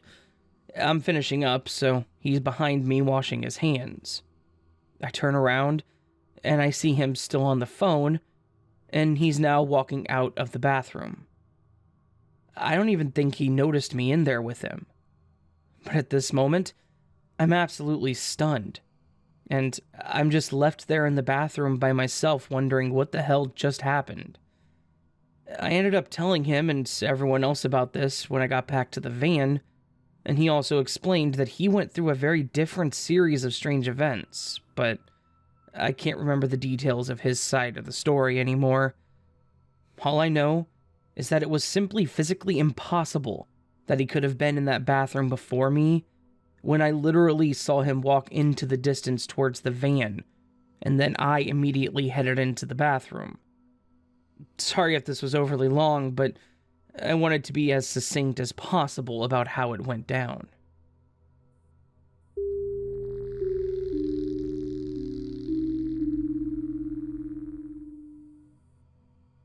I'll preface this, as many here have, by clarifying that I am by no means a spiritual person. And having said that, I have no way to describe what happened to us. Back in 2019, my girlfriend experienced a memory of a situation that had not happened yet. We were both in my bedroom, in my house, and she was on the sofa trying to recall about a funny remark I had made to her. She says that she was reading something funny to me a few days prior, to which I replied with a funny remark, and she was telling me this because she couldn't quite make out what I had said. I was confused because I had no recollection of that conversation. We dwelled on it for quite some time, while she tried to remind me that I was by the bathroom door while she was laying down on the bed. But I had nothing. She eventually shrugged it off and forgot about it. Fast forward a couple of days after, I had just showered and I was drying myself off by the bathroom door frame, which is inside my bedroom. She's laying on my bed, reading something funny on her cell phone right in front of me. She starts reading it back to me with an excited look. As she is reading it, her excitement seems to fade away. I take my cue, and I start to make a funny remark about that story, but I stop halfway. I ask her what's wrong. She's pale, wide-eyed, looking at the phone, when it suddenly clicks. She looks back to me, jumps out of the bed, and finishes the sentence that I had just started. She knew exactly what I was going to say. It was exactly the memory that she had had 2 days prior. We spent a few good hours after the incident freaking out, trying to wrap our heads around what had just happened. No possible explanation, no déjà vu. She literally described that event days before it had happened. I remember her mentioning specific sections of that story the day before. It wasn't a coincidence. A text that she read again by mistake, nor could it be me unconsciously playing a prank on her. It was really a memory of the future. Update. She came over last night, and I had her tell me the story again. She confirmed some things. The text she read was from a tattoo on a photo, on Instagram or Facebook, most likely. She distinctly remembered bits of the text on the moment of the memory, as well as a certain movement I did, followed by something I said. However, at the moment she actually read the text back to me, she definitely had never seen the tattoo before. And then, as soon as she read it, she felt a weird sensation, as if the memory was rebuilding itself. When she looked at me, she said it felt like her memory and her sight sort of converged into a single moment. And that's when I asked her if she was okay. Then she got out of bed. She repeated what I had just said before asking, and completed it with a punchline. But the remark had no impact at all. She said she had never felt so afraid before, because the feeling was too strange to describe. I'm obviously very skeptical myself, so I confronted her about it, asking if it was possible that she just saw the same image twice. If it could have been a coincidence, or if she actually just had a very strong déjà vu at the moment, and the memory wasn't actually related. She denied all of it. She said she was sure of the text when it first came to her mind, and she knew exactly what I was going to do and say. Her family has a history of dealing with supernatural stuff, and she has quite some memories about talking to angels with her aunts when she was young. She's also gotten told once, totally out of the blue, by a friend's mother that she had mediunic powers. The friend's mother was a medium as well, and not sure if that's the proper wording. We might, after all, just be in a Jeremy Baramy.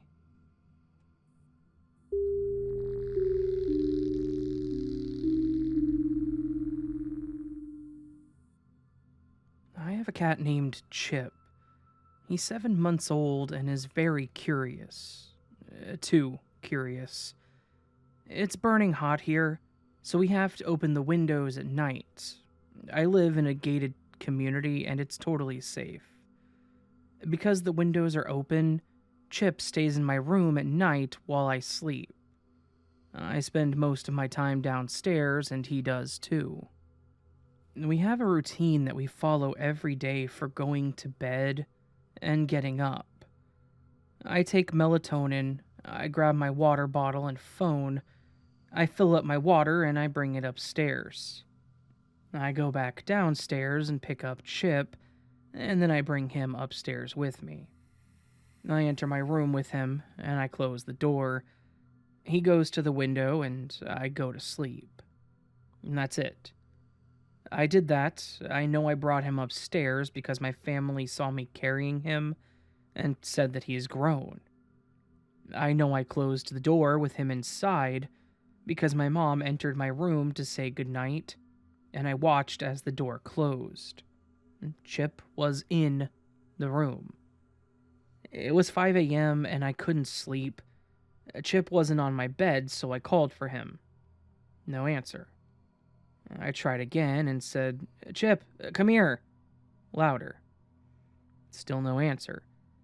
I worry a little, for I remember that sometimes he likes to sleep under my bed, and when he's in a deep sleep, he doesn't answer. So I stop worrying, and I go back to sleep.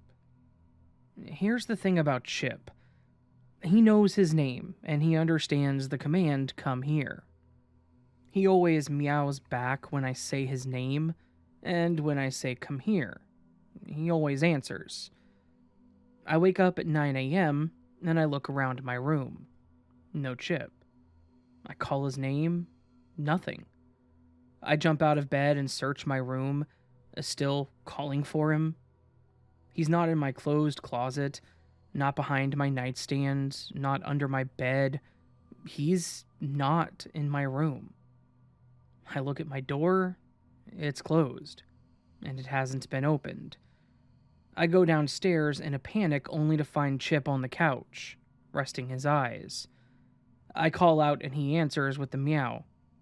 I walk over and I set him on my lap. I'm confused but calmer, knowing that he's safe. I text my mom thinking she might have moved him when she woke up, but she didn't. I ask her if she knows that my door was shut, and she's positive. That's when I take a closer look at Chip. His fur is clumpy and has what looks like mud on it. I'm trying to brush it out right now. I know it's not his litter because it's too big. He's an indoor cat. He's only walked on the grass a couple of times with a leash on. He's never even seen mud. Next, I notice that he weighs more and his belly is much more round than last night. He looks like he's just been fed breakfast. But I know that's not true because Mom never moved him, and only Mom would feed him without letting me know first. Then I got scared again. There's dry blood around one eye and a splatter on his white neck fur. I haven't found a wound or anything, so I don't think it's his. We have another cat, and they do fight, but once again, Chip was in my room where the other cat was not. I also checked the other cat for wounds, and she's fine. I know many things, and I know that this isn't some prank my family pulled or a simple mistake with the routine. my family does not pull pranks, and would never pull a prank involving me while I'm asleep. They know I struggle with insomnia. My family, once again, knows to not open my door and let Chip out. Only my mom would enter my room to take Chip out because she knows how to not wake me.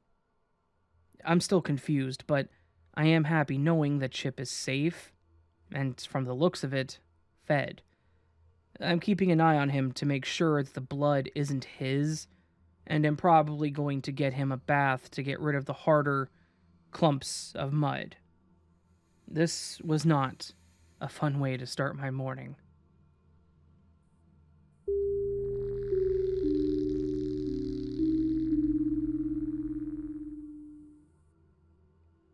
I was reminded of this by another post, and someone suggested I make it its own post, so I have done that with a bit more detail. To start with a bit of backstory, as it seems ridiculous to claim a driver would deliberately speed into someone without it. When I was still in school, far too many years ago, I was over 16 for the mods. My secondary school went 11 to 18. I lived in a small town just outside a pretty major UK airport. Most of the people in the town worked at the airport, and there were two main routes out.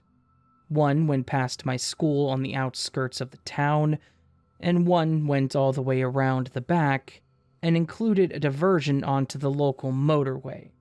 Hence, most people took the route past my school, as it was more direct and, without it being school time rush hour, faster.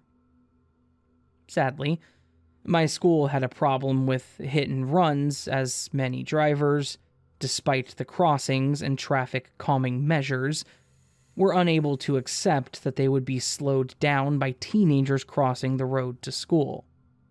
There was a particular issue with drivers making like they would slow down, then speeding up when you stepped out to cross, then slamming on the brakes to stop inches away from people. Or, on a few occasions, not slowing down at all. Then the actual incident. I was crossing the road into school one day.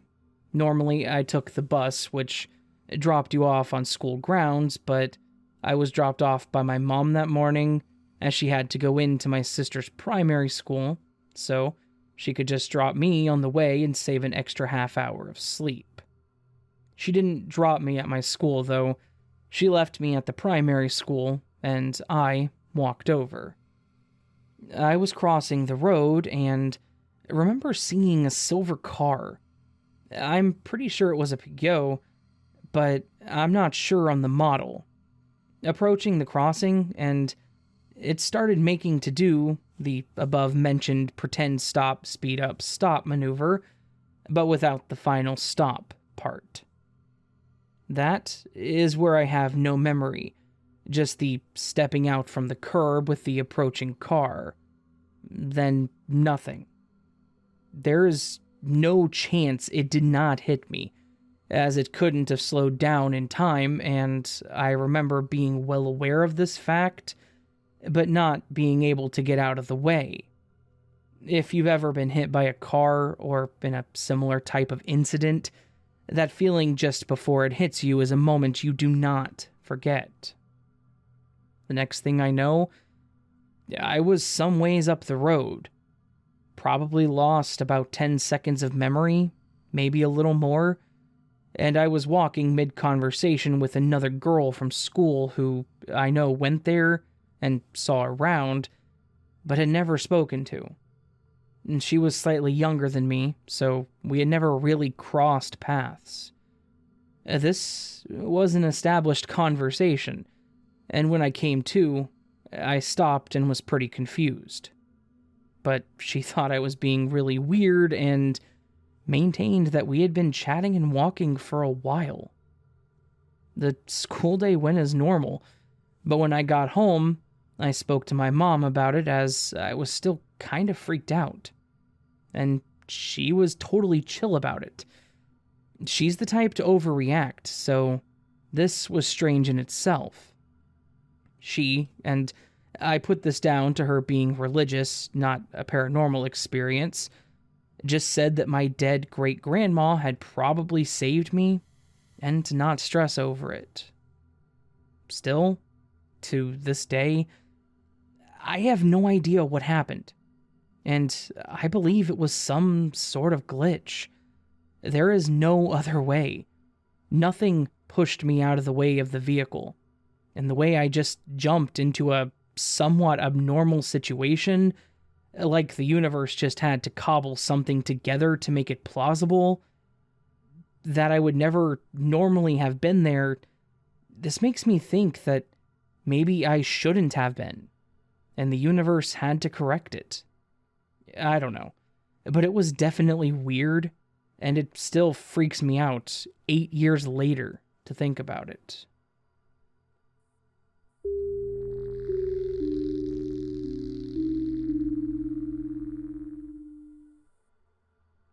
So, I recently became a homeowner, and I'm doing some small DIY renovations.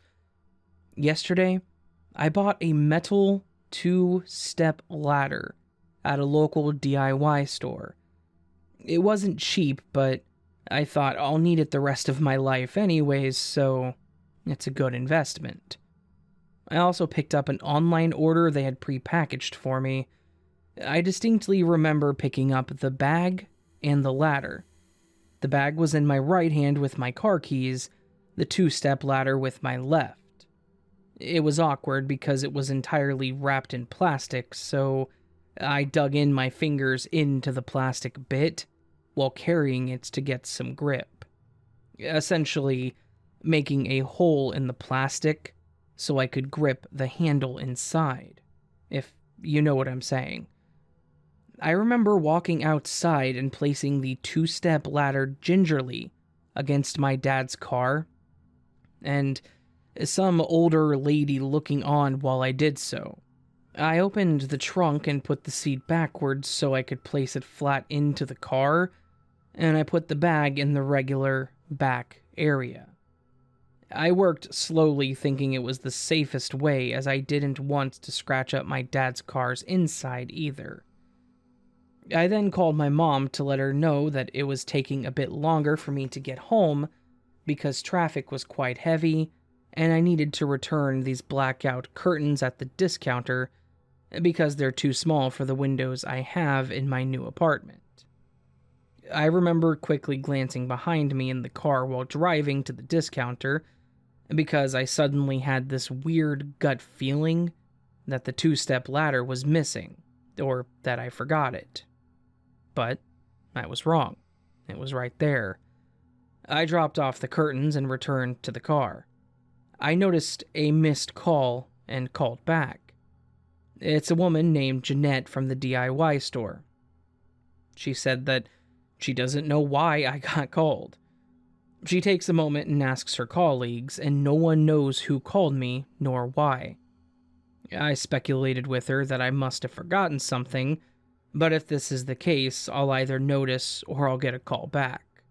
She agreed.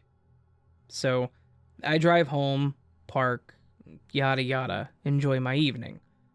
Fast forward to today, the 2-step ladder is not in the car. I was too tired to bring the stuff in yesterday evening, so I was going to this morning before my dad needed the car. I drive over to the new place and park, open the trunk, and notice the 2-step ladder is missing. I thought, well, maybe it fell behind in the crevice between the seats and the front seat, even though there's not enough space there, but it's not there. Then I called my dad, thinking maybe he took it out because it was shifting too much in its place or something. So I call him, and he says he didn't see any 2-step ladder. Then I get this weird, sinking gut feeling. I check my wallet immediately to see if I can find the receipt, and it's there, and it says that I bought it. Then I call the store asking if there is a 2-step ladder around the cash register, or outside that was forgotten. And there is. It was the same Jeanette woman who picked up, by the way.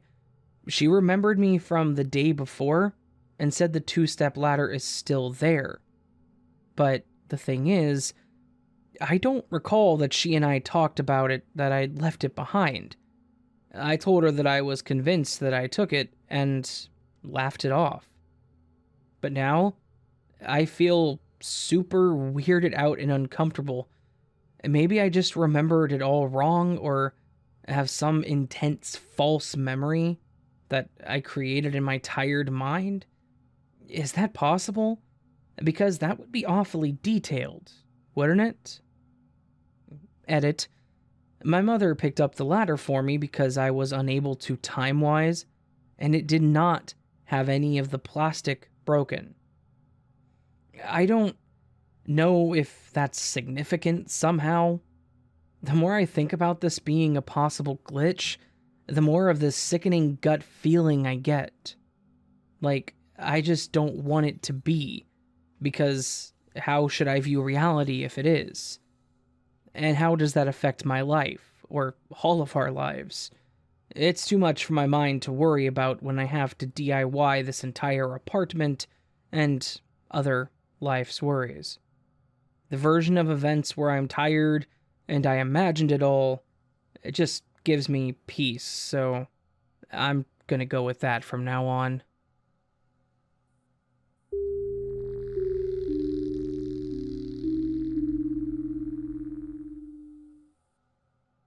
Something unexplainable happened to me and a friend today.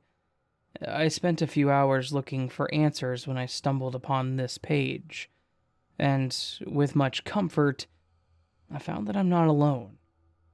This is my first post, and I'm not a whiz at writing, so thank you for anyone who sticks with me. It was another shift at work. Start time is at 6, and it was just me and my good friend. We're both in our mid-20s, so when lunch rolled around, we decided to leave and get fast food. We get into my truck, and he gets a call from his wife. She was just checking up on him. After that, I pull out of the parking lot and down the 1-mile access road to the plant. As we're driving, 38 miles per hour, I know the speed because the job put up one of those radars that alerts you if your speed is over 35. I look over to him and ask, "Doesn't it seem like we've been driving forever?" He then explodes with, "Yes, we have to have listened to at least 4 of these songs from this album." At this point, my heart starts beating quicker and I get very uncomfortable. I look up and just in front of us I see the exit. But as I get closer, it gets further away. I started to get sick to my stomach as I sped up. It was as if my truck was running on a treadmill. He looks over at me in distress and says, "Are we dead?" My mind races and I start running through scenarios. Did I wreck the truck and we're unconscious? Did I even wake up for work this morning? Is this a dream? Did something fall on me at work and kill me? What is happening? I don't know what made it stop, but we finally made it to the exit. And I pulled over at the dollar store. I had to get some air. When I stepped out of the truck, my legs buckled, and I started to gag. I needed to throw up. I frantically started to think, and I asked, "Check what time your wife's call ended." 12 minutes had passed. For reference, when we returned, I timed the drive, and it took us 2 minutes and 12 seconds. We returned to work very unnerved.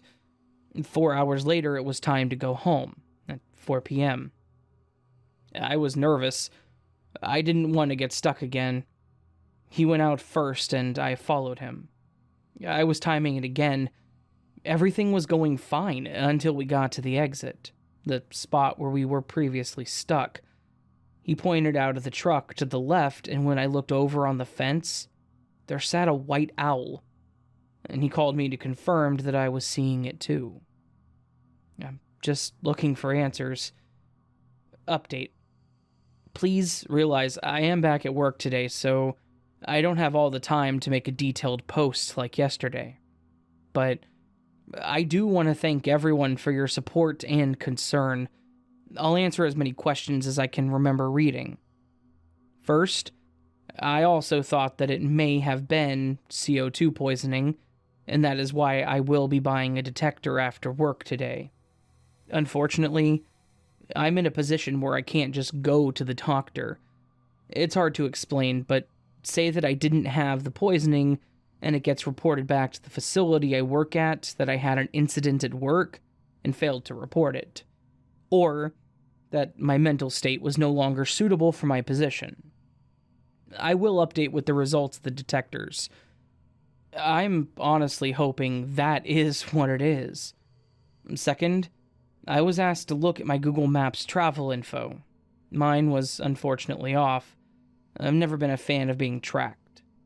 Although my friend's was on, I wish that it hadn't been. When we opened up the app and looked at the information from yesterday, it shows his routes that he made to and from work, but it does not show us leaving for food. Then, it has an error message that has a 15-minute discrepancy. Goosebumps ensued. I don't think he's comfortable talking about it anymore, but I'll try to get a screenshot and upload it. I called my father last night to discuss what had happened and to get some sort of comfort. He's a preacher, not sure if that's relevant. But when I tried to tell him the story, our phones kept dropping the calls. Today, when our work group of about 6 people was back, we decided to share our story, and when we started to, the building alarm went off. I'm not sure if I'm supposed to be sharing my story, but I'm also not scared. I'm also totally willing to accept that the owl, dropped calls, alarms, Google glitch, could just be a perfect storm of coincidences. I just cannot get over the feeling of being trapped and the unexplained missing time. Please, give me some ideas to explore.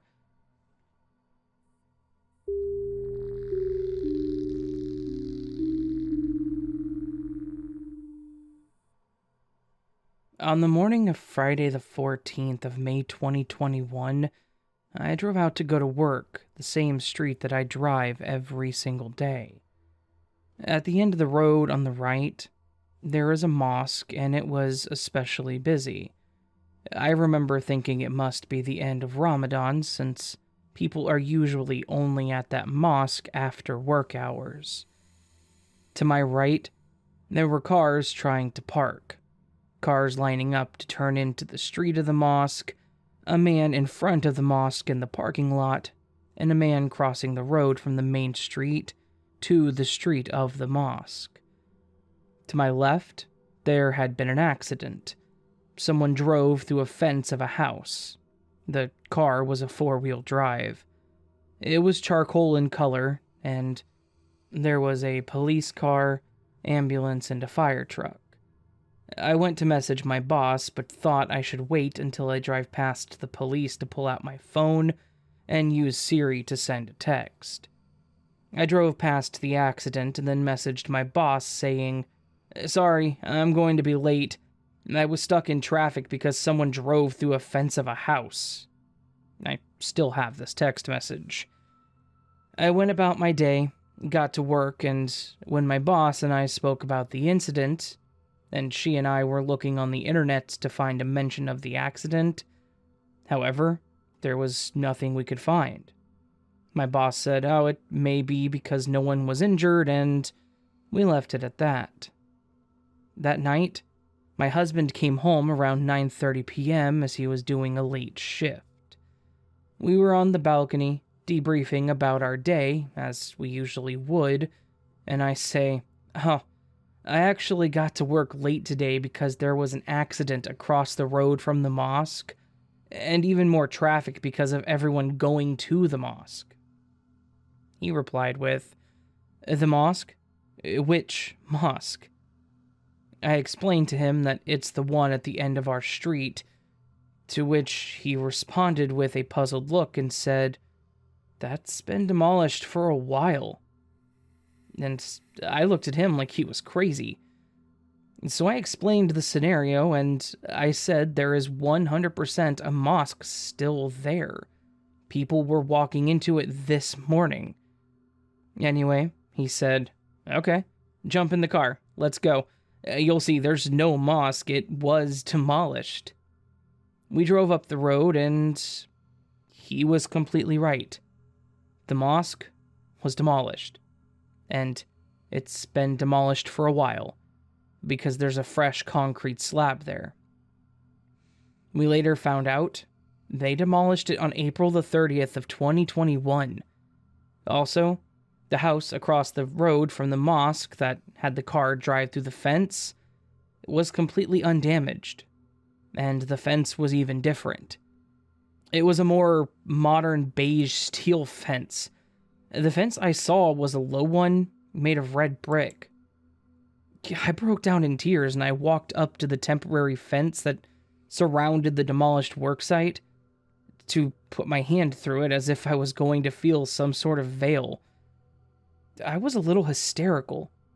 He decided to drive around and make sure I wasn't talking about a different road. Firstly, why would I be driving any other road when this is the only road I take, and it's the quickest way to get to work every day? Secondly, there was no damage to any other fence on any other street. Thirdly, no other streets have mosques on the corner right near our house. We then went home and I tried to do some research on Google Maps Street View. You can see the fence was sitting on top of a pre-existing red brick, which was obviously from the previous fence that must have been there.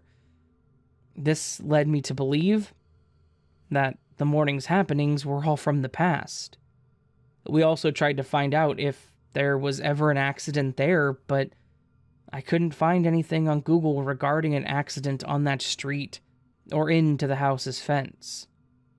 I've since posted on the suburb's Facebook page with questions and have received images of that house from the past with its low red fence, just like I saw from before 2014. I've also been made aware that the street that I'm mentioning has a history of being dangerous, as there have been many crashes as well as shootings where a man was killed outside that mosque. I can usually sense if something feels off, but that morning it was just like any other day. Well, that's basically the story, and I don't know what to think. I should mention that I have driven down that same street every weekday for the past 2 weeks. That mosque had been there every day. Granted, I don't usually notice it in the mornings because it's quiet and on the opposite side of the road. However, I always notice it on the way home since it's on my side of the road when I take the turn, and there are usually cars parked there making the road narrow.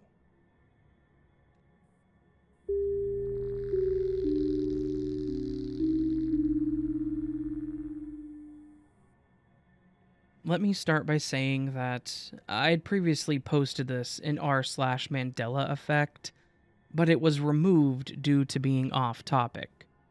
It was requested by a few users that I repost this here, and I'm finally getting around to it.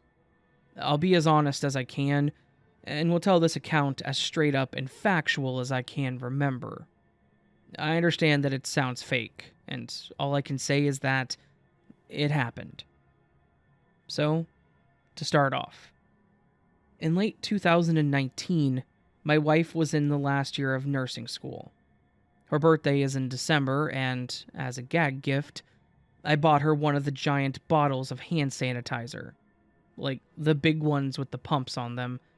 This was before COVID came into the spotlight in the United States, and was just being talked about sparingly as an unusually high amount of pneumonia cases in China.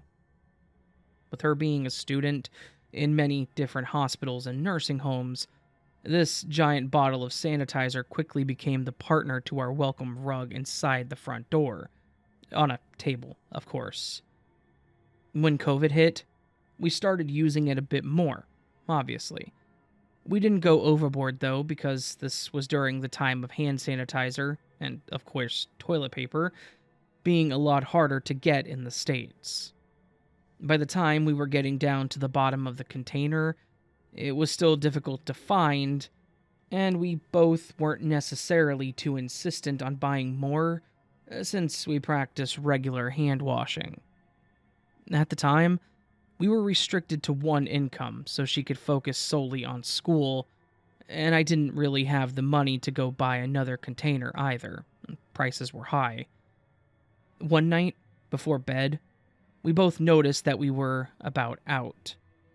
It wasn't like a huge deal or anything, just one of those quick conversations about it, and how neither of us had the money to get another. We decided to postpone getting more until the supply rose in stores, and the price came down. Like I said, we were broke as hell. We both went to bed after this conversation. She had to get up early to go into the hospital. The next morning, I was getting the kids ready to go to their aunt's, and I noticed there was drastically more in the bottle than there was the previous night. Like, this bottle went from nearly empty, only about an inch left at the bottom, to nearly half full. I took a closer look, and I quickly saw that it wasn't some type of illusion created on the inside of the container, or from product stuck to the sides. I messaged my wife after dropping the children off, and asked her if she came across some more sanitizer, and added it to the container. She told me that she did not, and politely reminded me of the conversation we had had the night before. You know, the typical, "Are you freaking serious? We just spoke about that," type of comment. I put this off to the back of my mind, and went along with my day. When I got home after work, she asked me if I was messing with her when it came to the sanitizer. Apparently, she didn't bother to look, which who would really if they were in a hurry, at the bottle before she left in the morning, and she noticed it when she came home. It was enough for her to be concerned about it since it was definitely a major difference, and we were starting to worry about someone breaking in at this point. Our kids were 4 and 2. Their fine motor skills were a bit too underdeveloped to add anything to it if they suddenly came across a surprise bottle somewhere during the night or early morning, especially without leaving a major mess and remnants of it. Only my mother-in-law had a spare key to get into the house, and she lived a solid 25 miles away from us. The option of her driving half an hour in the middle of the night just to quietly come in and add some hand sanitizer to our bottle was, and is, too outlandish to be a possibility. In fact, given the state of the country at the time, the idea that anyone would do this was far-fetched. We thought that if someone were to break in, that they would have stolen the bottle before they gave us more. We never came to a conclusion about how it happened. Neither of us really chased after what happened, especially because of how intense things with COVID were getting. People started dying, my wife was super involved in hospitals and college, and we went into lockdown. I've thought about it for about 2 years now, and just came to the conclusion that something out of the ordinary happened. I don't necessarily have an explanation for it. It's just one of those things in my life that I've experienced and I don't have an answer for. No one broke in. There was no extra bottle anywhere. Neither one of us went and got more at the time. It was not diluted with anything, and we don't know how it happened. The amount that was added stayed, as in it was like we got a partial refill. Not that it stayed that level forever. Once the bottle emptied again, we threw it out. This is not the first incident of high strangeness either one of us has experienced in our lives. Also, We have both had and cleared mental health evaluations, somewhat recently due to employment. She's a public health nurse for the country we live in, and I myself work at a decently sized tech company.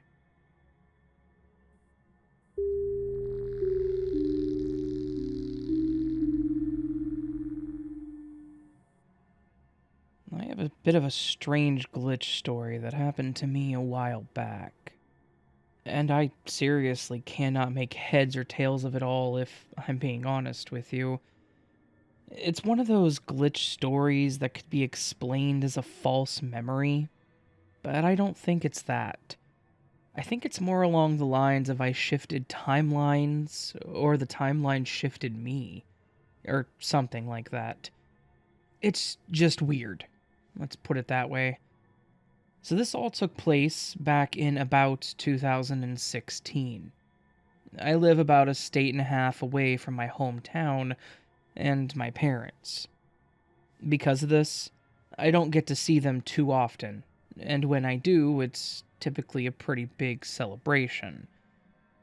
In 2016, I decided I would take about a week off of work and drive to my parents' house, so I did. I put in for the vacation time, I got my stuff together, and I took the drive out to their house.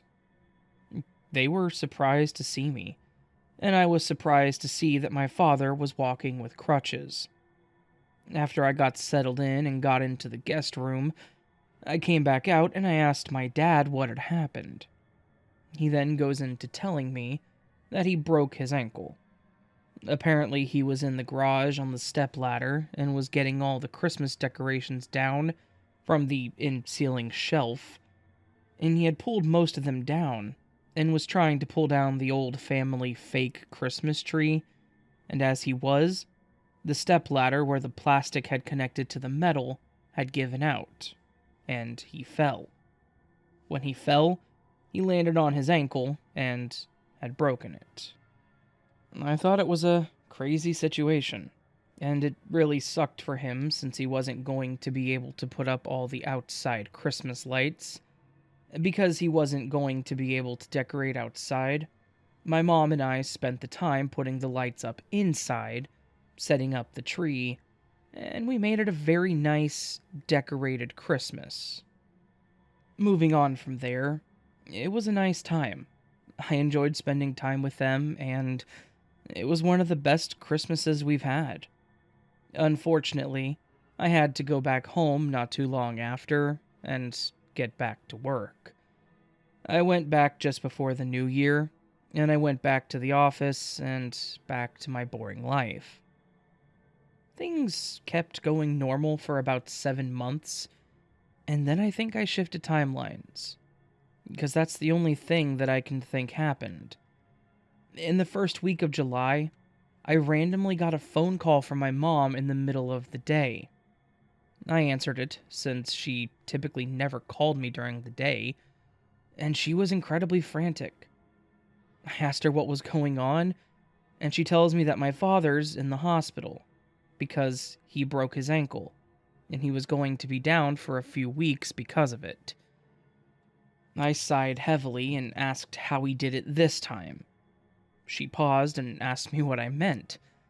I reiterated my question and asked how he managed to break his ankle this time, since he did it about 7 months ago. She then tells me that he never broke his ankle, and she asked me what I was talking about. I figured she had just forgotten, maybe, and while it was strange of her to not remember what had happened, I moved on, and I asked her how he managed to break his ankle. She then tells me this entire story about the Christmas decorations and the stepladder. She said he was pulling all the Christmas decorations down, and when he went for the tree, then I finished her sentence, and I said that the plastic and metal broke and he landed on his ankle. She stopped and confirmed that that's how he did it, and then she asked me if he had already texted me or something. I told her no, and that was the exact way he broke his ankle back in December. Once again, she tells me that he didn't break his ankle in December. I kind of retort with, "Why was he pulling down the Christmas items in July, Mom?" She honestly couldn't respond to that question, but was adamant that he never broke his ankle. What's worse, I was talking to him directly a few days later, and I asked him how he broke his ankle. He then tells me, almost word for word, the same story my mom told me. When he got to the part where he fell, I ended his sentence for him, like I did Mom. And he laughed, and was surprised that I knew what had happened. I brought up him breaking his ankle in December, and that he was on crutches when I came to visit them for the last Christmas. He goes on to tell me that he had never broken his ankle before, and that he had no idea what I was talking about. It was really strange to me how they were both seriously adamant about how they had no idea what I was referring to, and they both pushed hard about their claims that he never broke it back in December. So, at this point in time, I'm the only one that seems to remember it happening. Nobody else seems to believe or remember when my father broke his ankle. There's no record of it, and there's nothing to indicate that he ever had. Yet, I am 100% certain that he did. So, like I said, I feel like I shifted timelines. I feel like, for whatever reason, I was in a timeline where it happened, and then randomly moved to a new timeline where it was delayed for 7 months.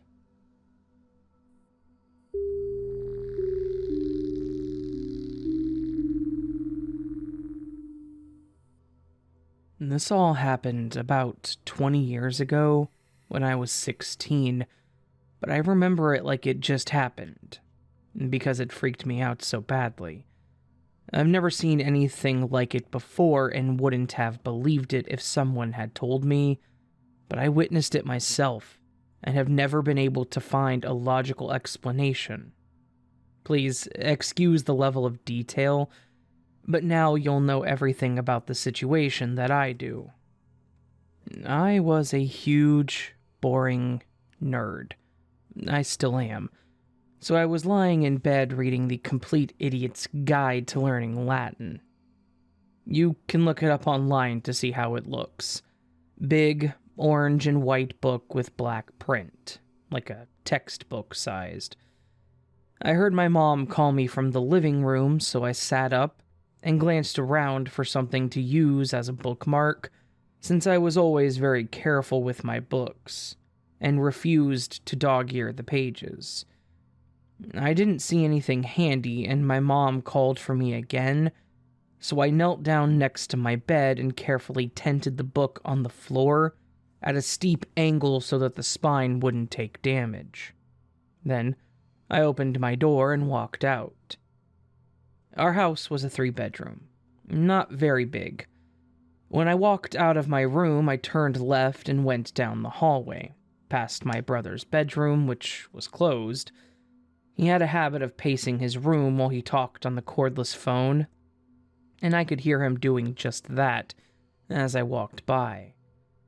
At the end of the hallway, I turned to look into the living room, but didn't leave the hall. My mom was sitting on the couch with her boyfriend, and she looked over and asked if I knew where the remote was.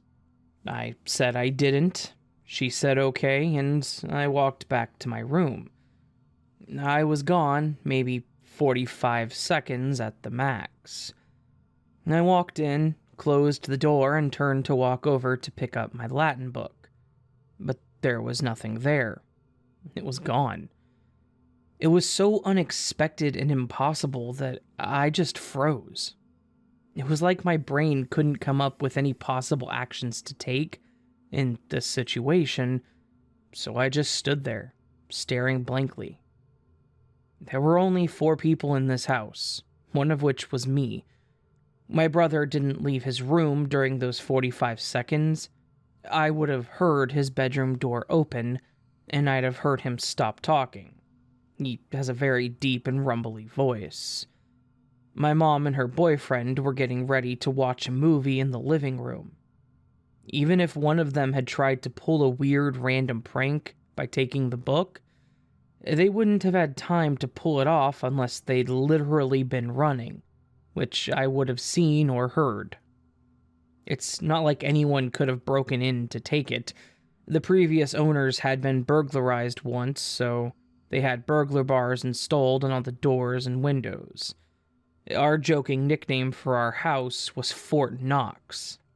Besides, what burglar would steal a Latin book? All this was running through my mind when I just stood there staring. After a few minutes, I decided my mind must be playing tricks on me. I know the human brain can ignore information right in front of it if it decides it isn't important for some reason, which is how we can miss seeing something in plain view. I'm amazed to have an awareness of the phenomenon in real time, and marveled over how strange the brain is. I started to slowly approach the spot on the floor while staring at it, wanting to see the moment when the book would appear to materialize, there as my mind stopped being stupid. It didn't happen. I thought, well, my eyes might play tricks on me, but my hands won't. And I crouched down and swept my hands across that spot on the floor where the book should be. I felt nothing, just the carpet. I was totally shocked because my mind is playing tricks on me is the only reasonable explanation I had, and now that was out. Had I completely imagined the crystal clear memory of tenting the book on the floor? After a few more moments of staring and rubbing my hands over the floor, I decided that was the only possible explanation. I must have actually put the book somewhere else. I got up and proceeded to tear my room apart. I pulled blankets and pillows off the bed, combed through both of my bookshelves, opened desk drawers and dresser drawers. I shook out clothing, even opened my closet and practically turned it inside out. Every few seconds, I would turn to stare back at that spot on the floor, but it was empty. After close to an hour of searching, I finally lay down and peered under my dresser. Nothing, and then sat up, shaking my head in defeat. There was nowhere left to look. I glanced back one more time at the spot on the floor, and the book was there, exactly where I thought it was tented, just how I left it. I froze up again, breathless, feeling like I had just been electrocuted. How the hell? After I unfroze, I gingerly picked it up and looked at the page it was open to. Same page that I'd been on when I put it down. It was like the past hour had never happened, except now my room was trashed. So where the hell did my book go? And how did it come back?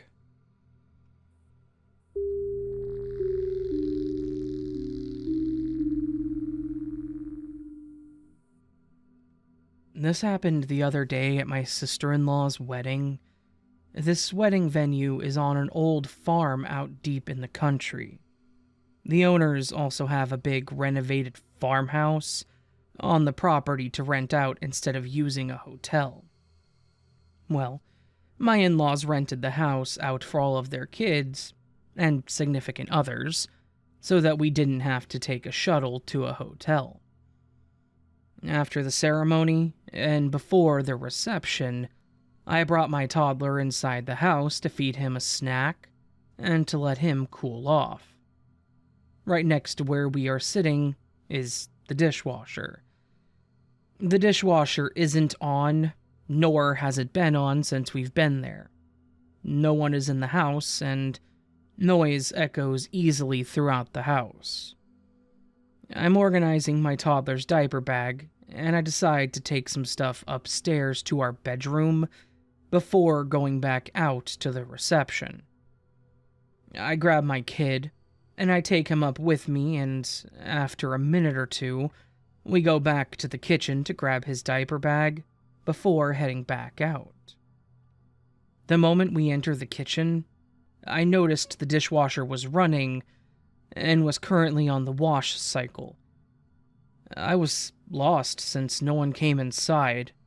I also confirmed with everyone who had access if they had been in the house just now, and when I opened the dishwasher, it was full of water, like it had been running for a while.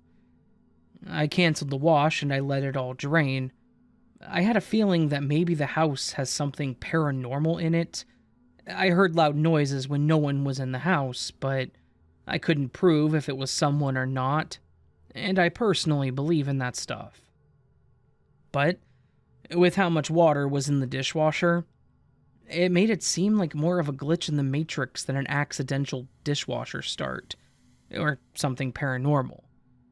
It was nothing big, but I thought I would share.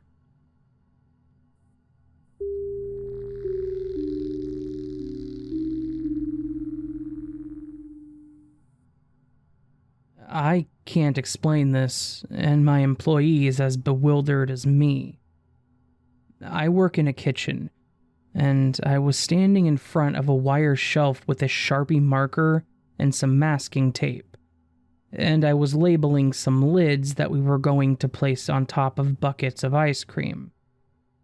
I always put the lid of the Sharpie on top of the Sharpie pen when I'm using it. When I was done, I went to replace the lid back on the pen, but it was gone. I couldn't understand where it was because I hadn't heard it fall off, and it couldn't be anywhere on the shelf because I was working on a wire shelf with gaps in it, and I hadn't heard it hit the floor. It was nowhere around me. My employee helped me look for it, but it's a pretty clean, sparse area, and it was nowhere around. I shrugged it off and placed the Sharpie without its cap back on another shelf, and continued about my work. I did some other tasks, and about 15 or 20 minutes later, I was in a different area outside of the kitchen, standing in front of a counter about to use a laptop. I heard the sound of a plastic lid drop, and I looked down. The Sharpie pen lid was about 10 inches in front of me on the floor. I poked my head back into the kitchen and asked my employee if she had heard that. She had a grin on her face and asked if that was the pen lid. And I said yes, that it had just fallen to the floor, and I said that was the sound I had expected to hear earlier when it fell off the pen, but I couldn't understand how it had fallen just now. She came out and saw where it was on the floor, and neither of us can figure out how it landed where and when it did, especially considering I had done all the other tasks and certainly hadn't been walking around with it in my hand or anything. I have no pockets or sleeves that it could have landed in. I wear a full apron that's pretty snug that doesn't have any pockets or areas that anything could get caught in. No cuffs in my jeans. The sound it made when it fell was the sound you would expect to hear if it fell from a high place, not tumbling off my shoe or something. It's like it fell off the pen while I was using it earlier and landed on the floor. Just landed really late and in a different room.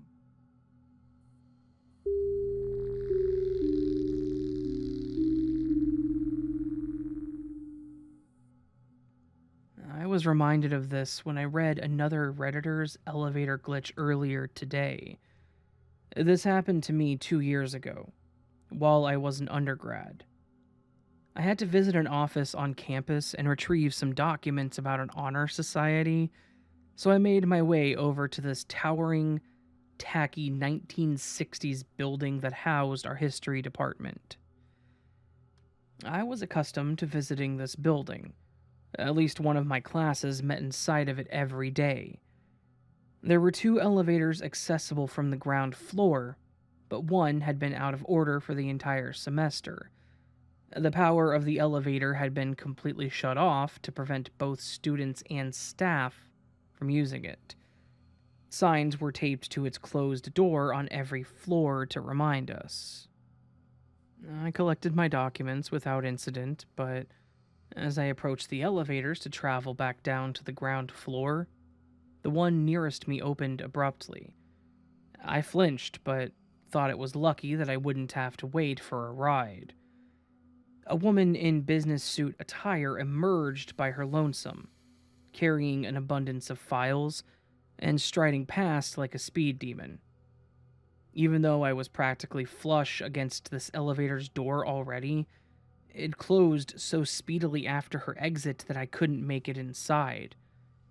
I've never seen an elevator close so instantaneously right on the heels of its sole occupant. I thought there was still plenty of time to call it back before it descended, so I immediately pressed the button. There was no response. I tried repeatedly in vain to summon the elevator back. Neither the light of the button nor the lights revealing what floor the elevator was on were illuminated. The elevator was dead and unresponsive. I thought, oh great, now both elevators are ruined, and I'll have to take the stairs up 8 floors from my class every day. Then, I heard a bell ringing behind me and turned to see the doors of the opposite elevator sliding open. I had been standing at the original dead elevator all along, and a woman had somehow emerged from it, even after the power had been shut off to it for nearly 4 months. I noticed I only then saw the sign that had fallen off and now lay on the floor, courtesy of the door's opening. I asked a woman who worked there if the elevators had been fixed that day, but she denied it. I briefly wondered if I was on a hidden camera prank show, but no one came out laughing. The elevator remained out of order for the rest of the semester. I have no idea who that woman was, nor how she rode in an elevator with no electricity going to it, but I certainly won't forget it.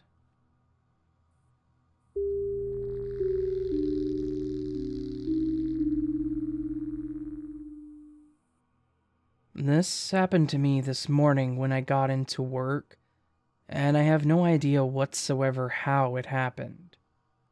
I arrived at work this morning at 7:45 and sat in my car for nearly 10 minutes before gathering my lunch and exiting my car to head into work and clock in. My fellow office mates, 8 of us total, tend to arrive after me 2 or 3 minutes before we begin our day at 8 a.m. Today was different. When I exited my car and headed in for the office, none of my office mates had arrived yet. My coworkers who work in shipping and receiving, meanwhile, have been at work since 7:30 in the morning. I walked through the lobby, punched in the security code to access the warehouse, and headed for the break area to clock in on the biometric palm scanner. The device gave an affirmative message and displayed the time I clocked in, 7:56 a.m. Great.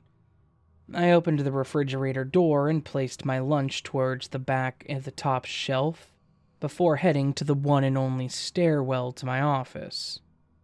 This is where the glitch happened. I walked up the flight of steps and, to my shock, all of my coworkers were already at their workstation.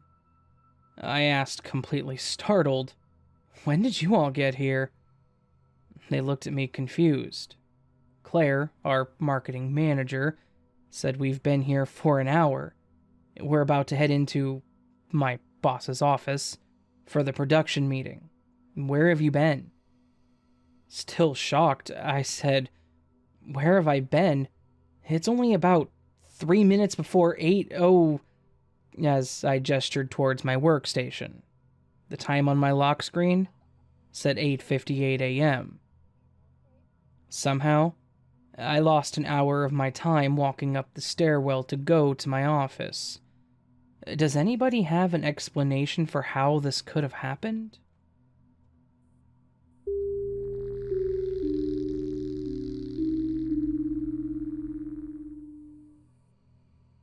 There are a few things that have been happening, and on their own, they seem weird, but combined, I feel really paranoid.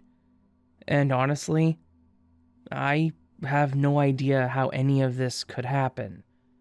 I feel like I just have to write them all down. So, a week ago, me and roommate B bought weed, and we put ours in our separate rooms. Roommate A witnessed him putting it into his room, while nobody saw me putting it into my cabinet. I vividly remember putting it there.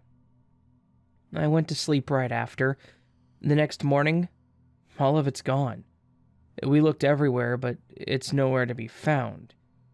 We were both completely sober that evening, and there's no way someone could have smoked all of it. I don't really use it much anyway. I really questioned my sanity that day. But today has been the weirdest day yet. First, things have gone missing from roommate A's locked box, where only he knows the key. And the night before, he and roommate B saw him putting the things in the box. So, in the span of a few hours, in the morning, it was gone. Roommate B has bought a 10-pack of toilet paper. We still have the packaging. It says 10. But somehow, there are only 8 left. There's no way we used 2 rolls in the span of a few hours. Also, roommate B forgot his wallet, so roommate A left him some cash, a debit card, a payback card, and another card. He saw him putting it on his nightstand. Hours later, the debit card and the payback card were gone, where nobody could have taken it. And then why wouldn't they have taken the cash? Then, roommate A found his toothbrush wet, so he asked me if I had used it, which I'm sure that I hadn't, since I hadn't brushed my teeth since that morning. So how could it have been wet still, even if I had accidentally used his, which is in a completely different location? I don't get it. I don't think it's from a carbon monoxide leak because we don't have gas. Also, it couldn't have been us forgetting things because of weed or something, because all the times these things happened, we were definitely all sober. We have 2 entrances to our apartment, the one leading directly to my room being a normal room door, not an apartment door. Out of habit, I leave it unlocked, because until a week and a half ago, when the new neighbors moved in, the only people to live in our house was our landlord and his wife.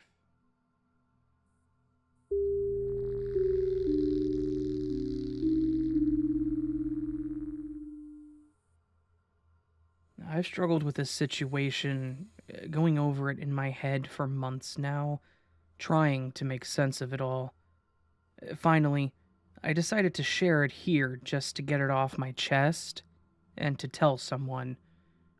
To set the scene, my driveway is a long upward slope, wooded all around with no other houses visible from the foot of my driveway. And the road is on a blind turn from both directions.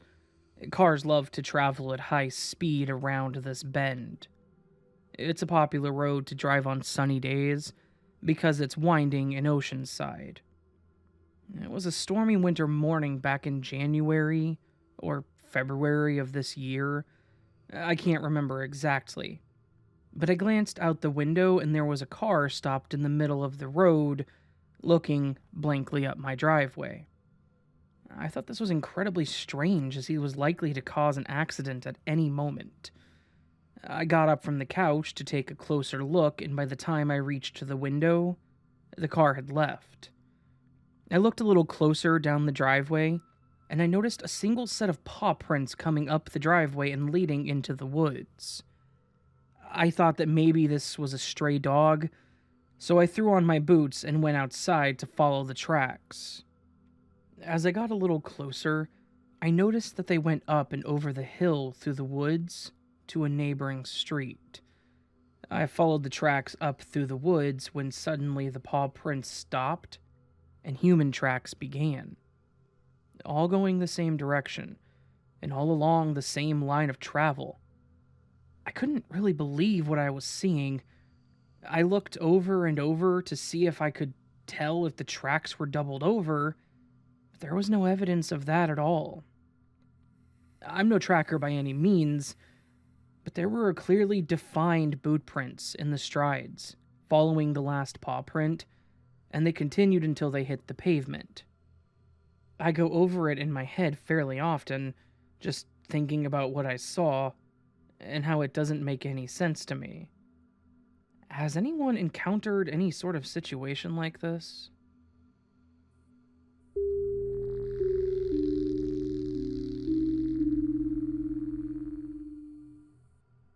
The story has some images from the original poster that I will keep on the screen while I'm narrating it, so it should help some with the story overall. So I've been a long-time lurker in this subreddit, and this incident happened a while ago, and I didn't connect it to being some kind of glitch until recently.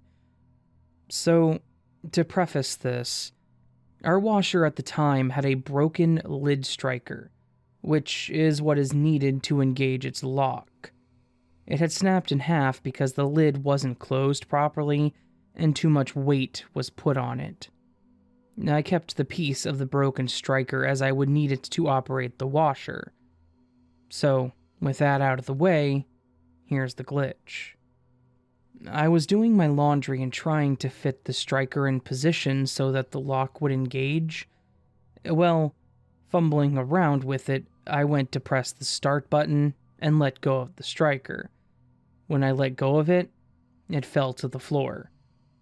I thought this was no big deal. I heard it hit the floor, and although I would have to move the washer to get it, I would only have to move it to the side by an inch or two. But that's the thing. When I moved the washer, the lid striker was nowhere to be found. I ended up pulling the washer forward and tipping it back to have full access to the floor, and there was no striker. This striker isn't small, about maybe an inch long and in a gray color, which is in sharp contrast to the maroon tiles on the laundry room floor. So, there was no possible way I could have just not seen it.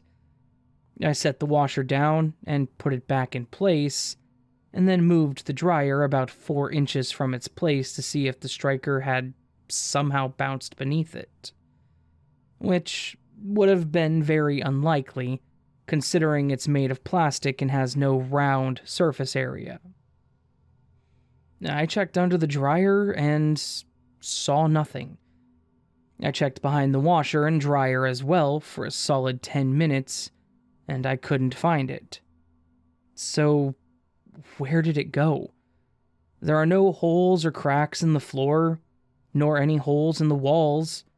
There was no possibility that the striker got stuck between the washer cabinet and the floor, as I heard it hit the ground, and there's nothing but empty space between the drum and the cabinet. I have no idea where it went, or what happened, and it still weirds me out today.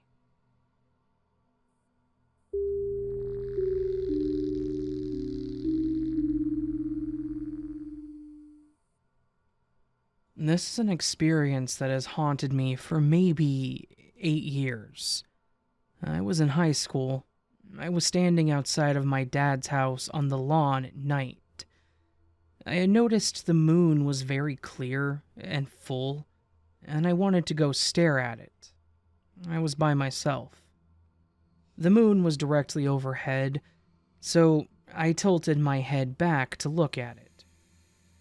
I stared at it for about a minute, then it slowly, but visibly, started to move across the sky. At first I thought it was an illusion of the clouds moving past it, but then I realized that in order to keep it in sight, I was tilting my head farther and farther back, until my neck was uncomfortable from bending it backwards. It ended up moving a few degrees across the sky in a matter of a minute. For the whole minute, I watched with a strange calmness, and I didn't take my eyes off of it for a second.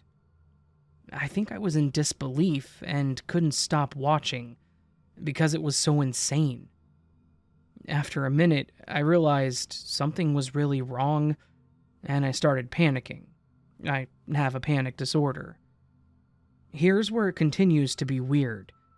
I run back inside to my dad, hyperventilating, and grabbing onto him for safety. We don't have a great relationship, and he's weird about my anxiety issues, so I try to never show this side of myself in front of him.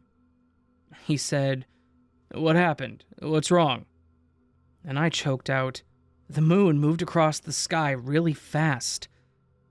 He didn't even ask questions for any clarification. He took me into the bathroom and told me to wash my face, which I did. That helped me breathe normally, but then I wanted to go back outside to see if the moon was in the same spot, or if it moved more while I wasn't watching. He wouldn't let me go back outside. He said, "You don't need to check it out." I kept saying I really wanted to, and he just kept saying, "You don't need to do that." Then he made me sit on the couch for about 30 minutes. After a while, he said, "Okay, now let's go look together." So we looked. I couldn't tell where it was in relation to before, or where it was supposed to be, but it was sitting still. His calm, no questions asked attitude in that moment was uncharacteristic to the point of being complete opposite of his personality. It was so weird to me that he kept repeating that I didn't need to look at it. The whole experience was 100% bizarre. I'm super not smart about astronomy. It is confusing. But doesn't the moon normally move only a small amount per hour?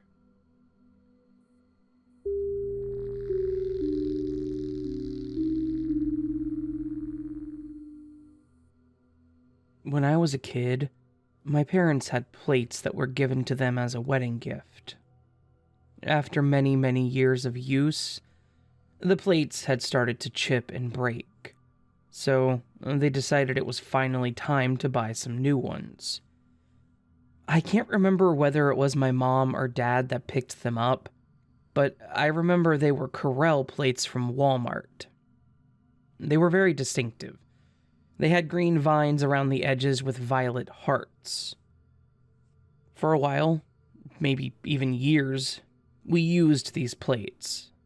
I remember we had matching bowls, too. There's no doubt in my mind that we owned them.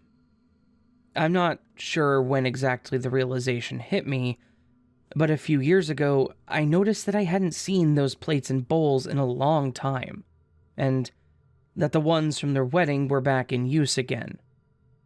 I asked each of my parents where they had gone. Side note, my parents are now separated, so they ended up with different items from our kitchen. Neither of them is known to be forgetful, sparing the occasional absent-mindedness we all experience sometimes. Neither of my parents knew what I was talking about. They insisted, and they still do today, that we never owned those plates or bowls. At first, it made me question whether I was misremembering. But why then can I find pictures of a set of Corel dishes on the Walmart website that look exactly like the ones that I personally remember?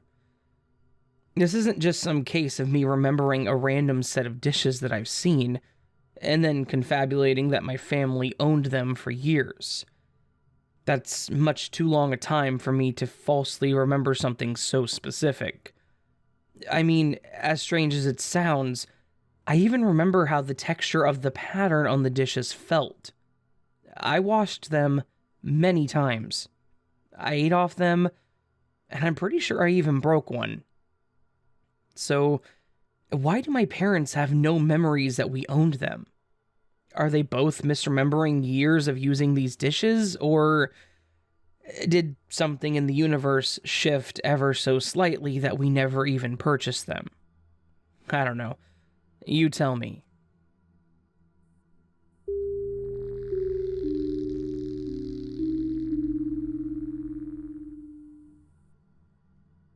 Something you should know is that I have a very silly sense of humor. I don't tell dad jokes. I tell grandpa jokes. Jokes so corny that they make everyone groan and roll their eyes. This is relevant because I sometimes think of a good pun and then sit on it for ages before dropping it at just the right moment. Sometime late last year, I had a funny phrase pop into my mind. It had to do with the old balding pilots who fly for one of our nation's biggest air travel businesses, American Airlines. I giggled to myself, imagining it as a slogan above a beaming man in a flight uniform, arms akimbo, hairline so receded that it's behind his ears, scalp shining proudly. Later, I decided it would be funnier to have 3 old pilots standing together, all in various stages of male pattern baldness. Might make a funny little comic or a doodle. For some reason, that phrase kept coming back to my mind for months. American Airlines. I didn't think much of it since I'm always collecting and mulling over silly puns. Then, I forgot about it for a while. So, imagine my surprise as I'm driving into the Chicago airport last week and see a giant billboard that says American Airlines, with, if I remember correctly, 3 balding men on it. It was an ad for hair restoration. This is in no way too strange to be a coincidence, but it's still strange. I had my whole life to think of that joke, and I just happened to think of it months before this ad campaign. It could very well have come to me at the exact same time as it came to the creator of that ad. I think of Russell Wallace, to whom the idea of natural selection came spontaneously in a fever dream at the same time as friend Darwin was hard at work privately on the same thing. I think of how many people attest that they jumped out of bed suddenly the moment their family member on the opposite side of the country was in trouble. I think of the 100th monkey theory, and the idea that if a certain thought is loud enough, or disseminated to enough people, someone else might hear it, without knowing where it came from. Or somebody happened to think of the same oddly specific dumb joke around the same time as me.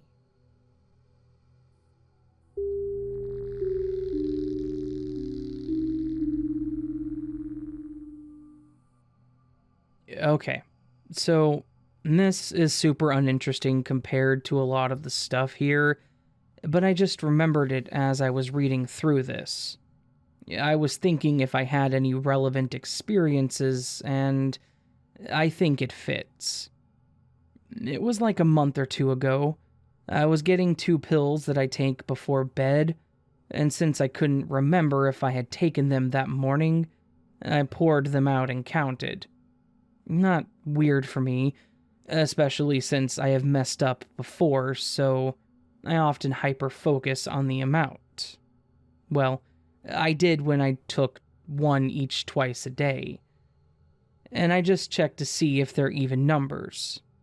It was fine, so I gathered them up and put them back. I then second-guessed myself and felt compulsed to count them again. Still not weird for me. Pour, count, it's fine. Put back. I saw I had missed a couple or so, and now I feel like I missed more, so pour, count, and that time, It was odd. So I spend like 30 minutes looking for it all around the area. Funnily, I had missed some more, but it was 2, which doesn't fix the problem. I look around where I poured them, the floor under where I held them, the bottles themselves, counted again several times, nothing. Now I'm freaking out because it's a big deal to me. I had messed it up and now I won't have enough, and now I'll be off, and blah blah blah. I checked the bottle itself for like the 3rd or 4th time, nothing. So I look away and set it down, and then I hear a clatter. Both heard and felt through the bottle. I look in it, and one lonely pill sits in the bottom. It's a basic US prescription bottle. I looked it over. There's no ridges anywhere for the pill to get stuck on. It obviously wasn't there the other several times I looked in and around it.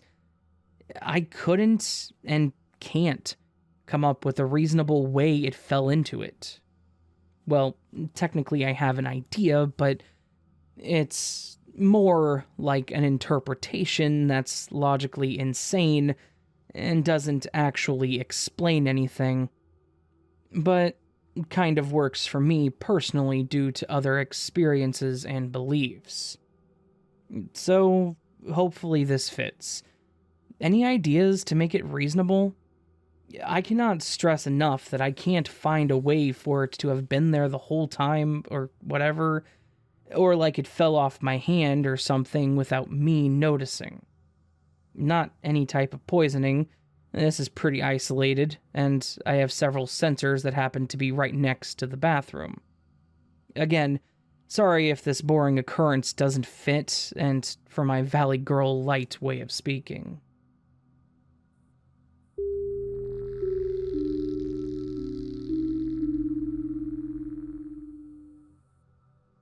Me and my wife were living in an apartment, and we both were going to college at the time, and we had a magic router.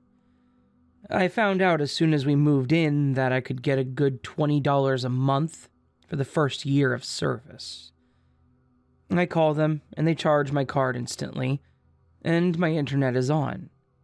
I've got my router in the wall from my previous house, and that is what we connect our game systems and laptops up to. This is important since nowadays you may have internet you don't even use if you just use data on your phone and are crazy. There is always one place in the apartment to connect my router to. The internet was never great, and the router was on the other side of the apartment from the living room, which really sucked, and I spent plenty of time resetting the router to get the internet to work. We lived in this place for a year. However, 6 months into our stay there, my internet goes out for a couple of days. Not a big deal.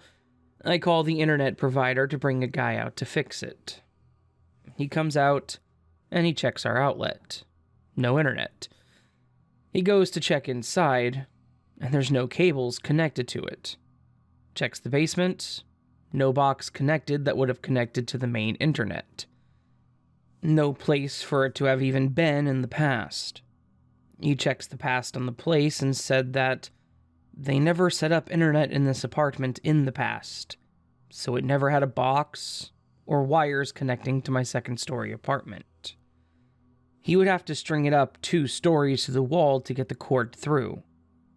As he is taking it through the wall, he tells me that there isn't even holes in the wood for the cords to go through that would have been there had it been connected. He managed to get a cord up and to get us internet, but he was shocked as I was, and he said there was no way I was using my own internet. I was using the same router from the previous house, and after he connected it, I stayed on the router and it finally worked. Anyways, not sure what happened here. Not sure why they were able to flick it on to be certain that it was fine in the first place, and then show that we never had service later. And I'm not sure how I got internet on my PS3 at the time to play COD or watch Netflix.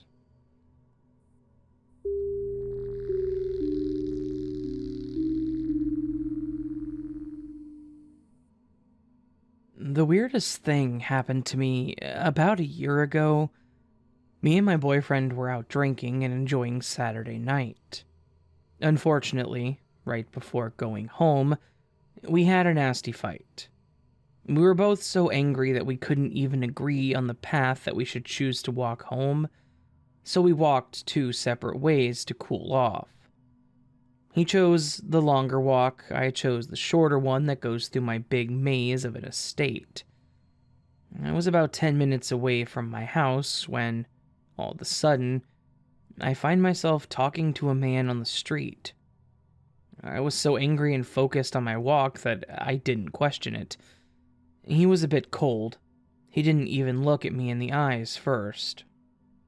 He was asking me why I was alone. I never answered and proceeded to keep on walking. He stepped forward and started talking about how I should not let my boyfriend talk to me that way, and all the things he said to me during the fight, as if he was there 20 minutes ago with us. He knew his name, he knew my dog, my parents, even exactly what I was thinking and considering during this walk. Obviously, I was so freaked out that I just stood there in awe. I just kept asking, what? And what the hell? At this point, I could tell he was not pleased with me. He even told me not to be walking alone ever again, and that the fight is not worth the risk and something will happen to me if I do it again next time. I just turned around and walked as fast as I could to get home, turning back at times to check if he was still standing there. He was, and again, his hands were on his hips, looking very disappointed, almost worried. I got home absolutely freaked out, all my hair standing up. My boyfriend was home already. I told him about the man and that we had to move ASAP. He started asking all these questions like, what man? Where? What are you talking about? You're not making any sense. This is where it gets even weirder for me. I remembered every single word, what he looked like, the house he was standing in front of, the car next to him, even the number plate. To me, it was very important to remember all of those things at the time. But once logic was brought back into all this, it all started vanishing. Almost all of it. I still can't find the house. So, my question is this even possible? Has anyone had a similar experience, or did I somehow fall asleep for a second and it was just a dream? Was I hallucinating? Should I check myself into some sort of health facility?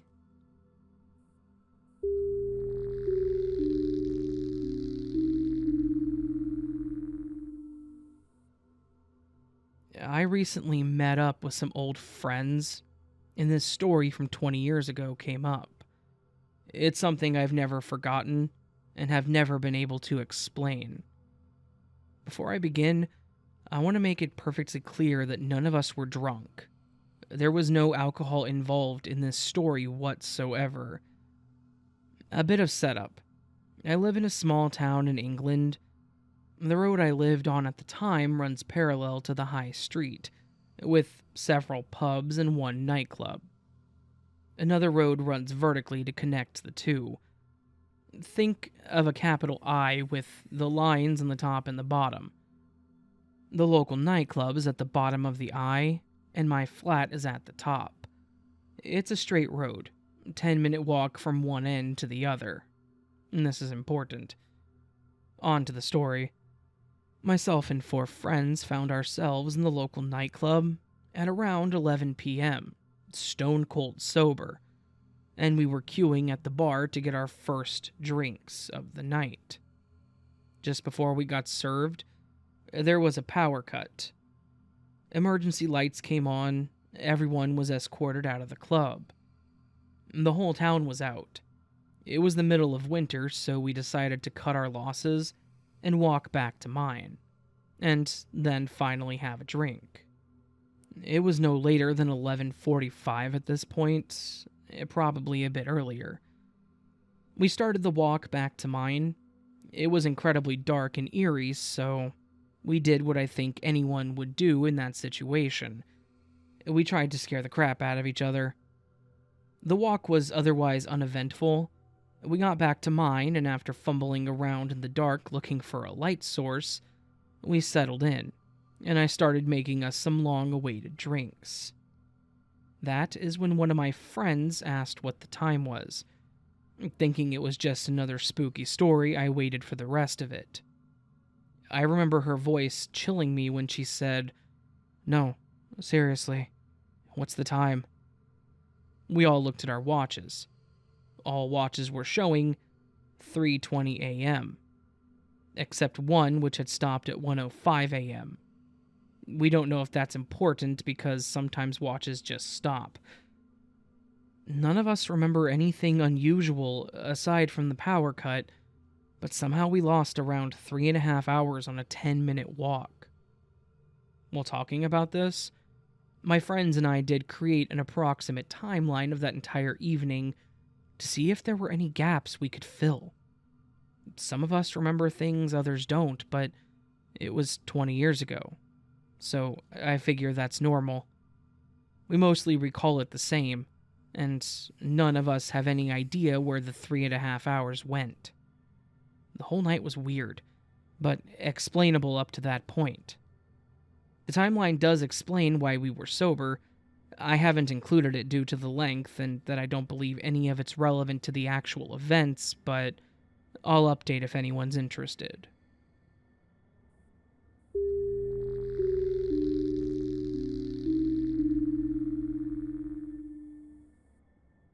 So, this happened a few months ago.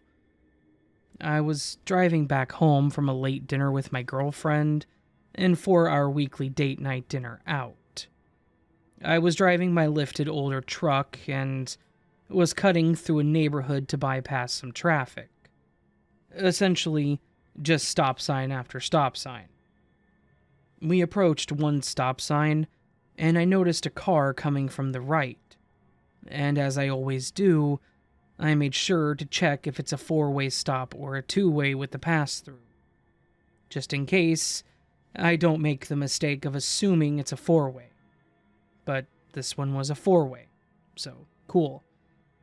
I arrived at the stop first, but I just get a weird feeling that I need to make sure this guy stops for me. So I waited an extra 5 seconds, which is a long time at a stop sign. And my girlfriend notices and asks what I'm doing. But she stopped short and noticed my lock-on to the approaching car. I confirmed he's slowing down to a stop, so I pull out into the intersection. Well, this dumbass slows to about 5 miles per hour and rolls the stop sign just as I'm pulling into the middle of his path. I clench my backside in preparation because he's about to hit a 4-inch lifted truck built with solid steel and would probably crunch and then go right under my truck to pancake him. I've seen it before and it's nasty. My girlfriend screams a little and we both watch as the inevitable crash seemed to take forever to happen. Then we watch his headlights go right below the passenger side, but there was zero crunch, jerk, or pain. Huh? We realized he had somehow made it through without a scratch at all. We turned to each other to confirm if that really happened, or didn't, and our looks confirmed it without a word. Then we both turned and looked behind us, only to see that there wasn't any hint of a car leaving the intersection or driving away at all.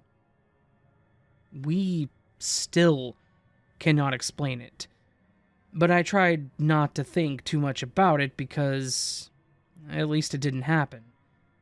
I honestly kind of thought for a second he just rolled under my truck safely, but that's not possible.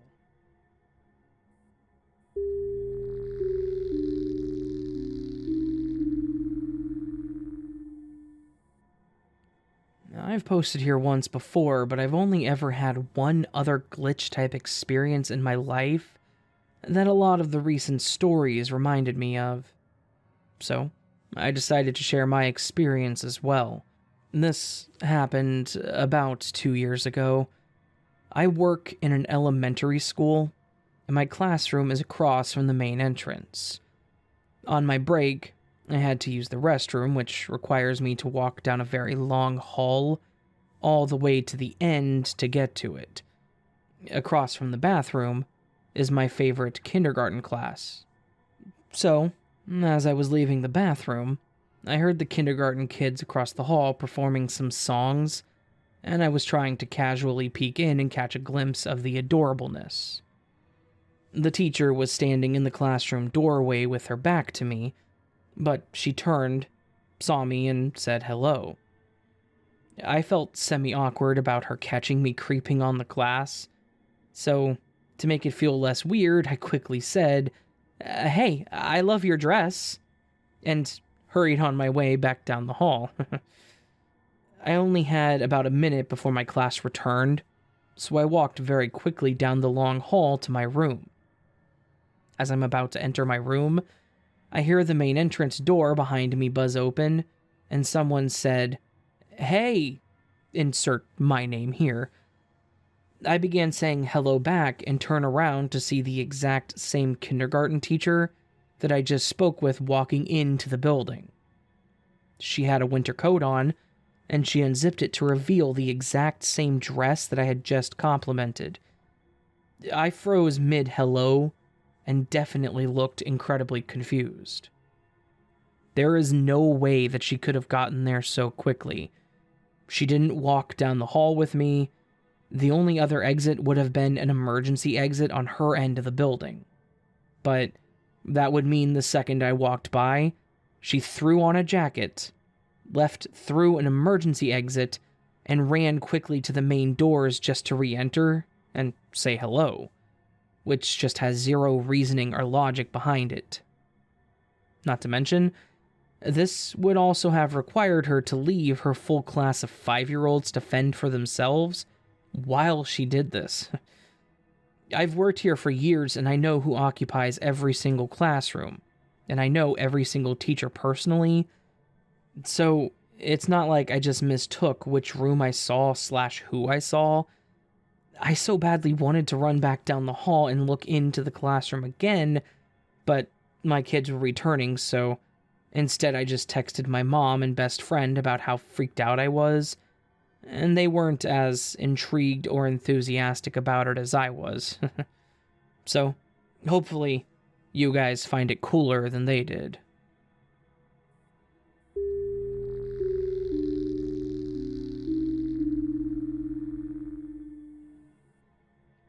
Longtime lurker, a first-time poster. My boyfriend and I moved into a new home at the beginning of the pandemic, April of 2020, and upon moving in, all boxes were placed in the garage, and the only thing in the house were the largest pieces of furniture: sofas, coffee tables, beds, and a piano. The house had a wonderfully lit display case, and I decided to unpack the precious items box so that I could spend the evening placing each delicate item in the display case, and then sit and enjoy it with my boyfriend. When I opened the box, I was devastated to see that my mother crow Kachina doll had lost half of her crow feathers.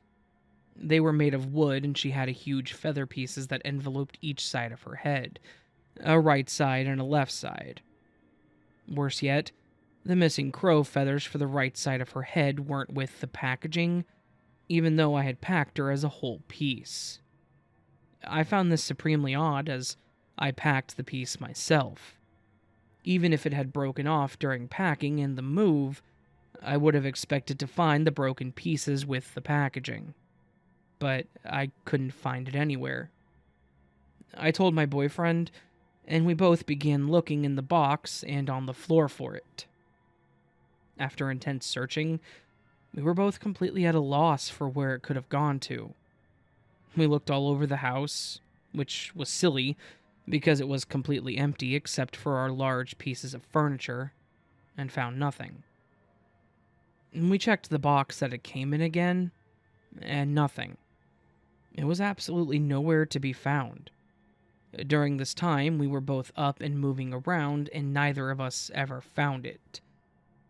After a while, we gave up, sat on the couch, and lamented the loss.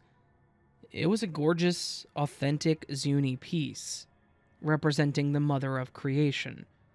He had given it to me for my birthday, and I cherished it. We both took it as a bad sign that it had not only broken during the move, but that we couldn't even fix it, because we couldn't find the missing piece anywhere. We had some whiskeys and talked of other things, and then went to bed. The next day, we enter the living room and see the missing feather piece for Mother Crow was placed in easy view on top of the armrest of the couch, a spot we were both around a lot the night before, and somehow, the next morning, it's suddenly just right there, and absolutely impossible to miss. Neither one of us could believe it. There is no way it was there the night before, and neither one of us had placed it there. The house was virtually empty, so it's not like it would have been hard to find. It seemed to literally appear out of nowhere the next day, and was in such a visible place that there's no way we would have missed it when we looked for it the night before. We talk about the strangeness to this day, and still don't really know what happened or how it got there.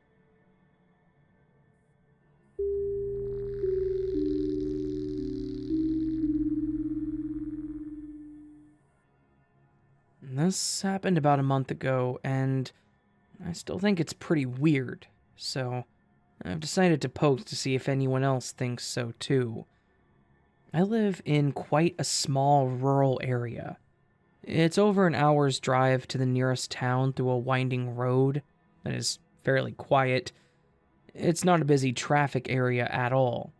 Occasionally, I will only come across a handful of other cars on the entire trip.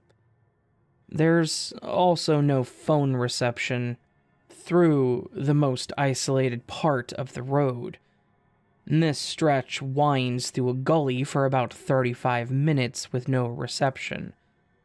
I drive a reliable car that hasn't broken down ever, so imagine my surprise when midway through this no-reception stretch late one night, my oil light came on, and the car threw up a warning that basically said stop driving immediately and check oil.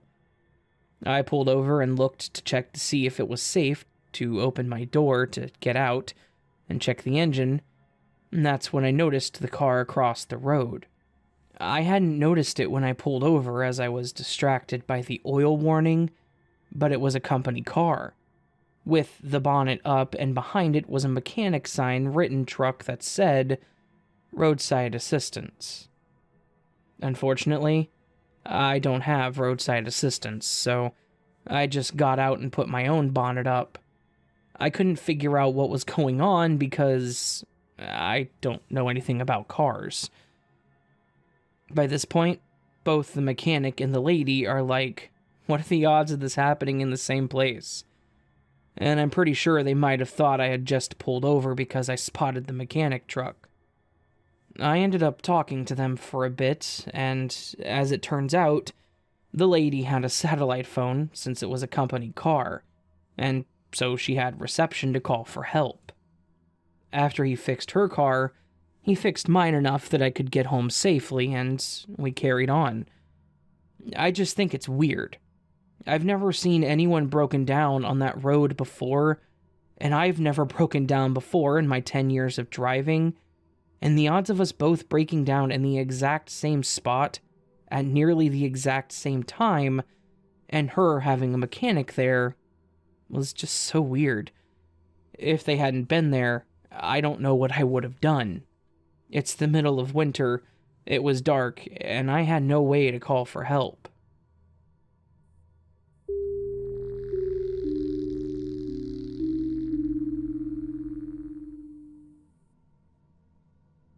I know the title sounds stupid, but it's not fake. I swear.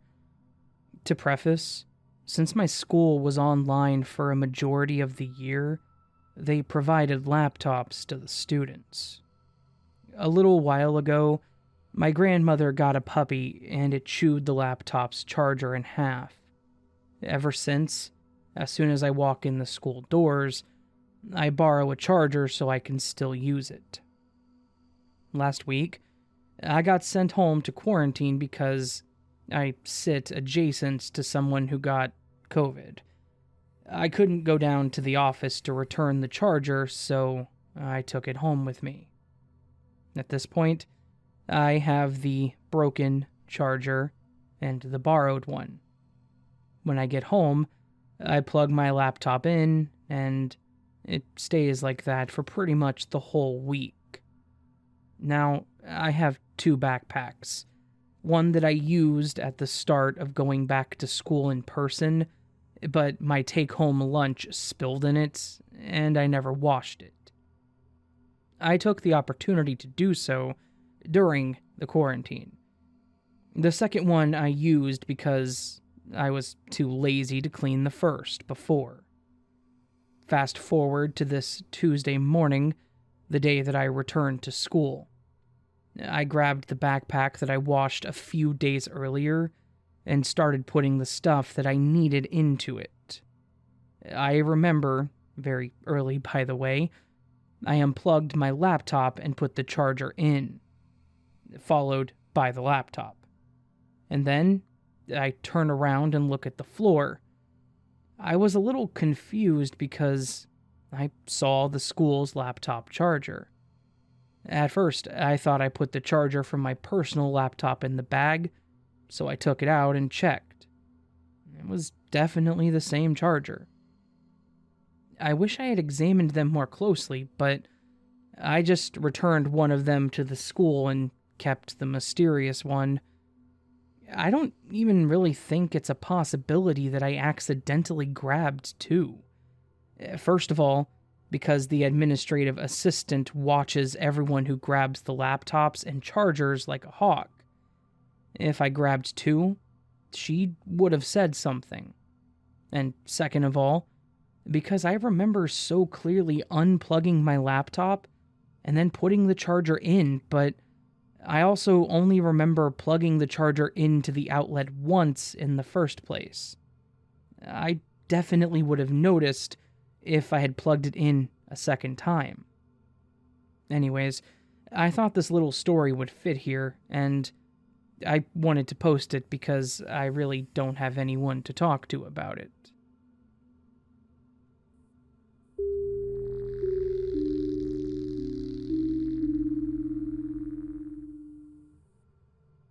Okay, this literally just happened to me and 2 friends earlier today, just a few hours ago, and we are completely and utterly confused as to what could have happened to us. I would love to know if this has happened to anyone else or not.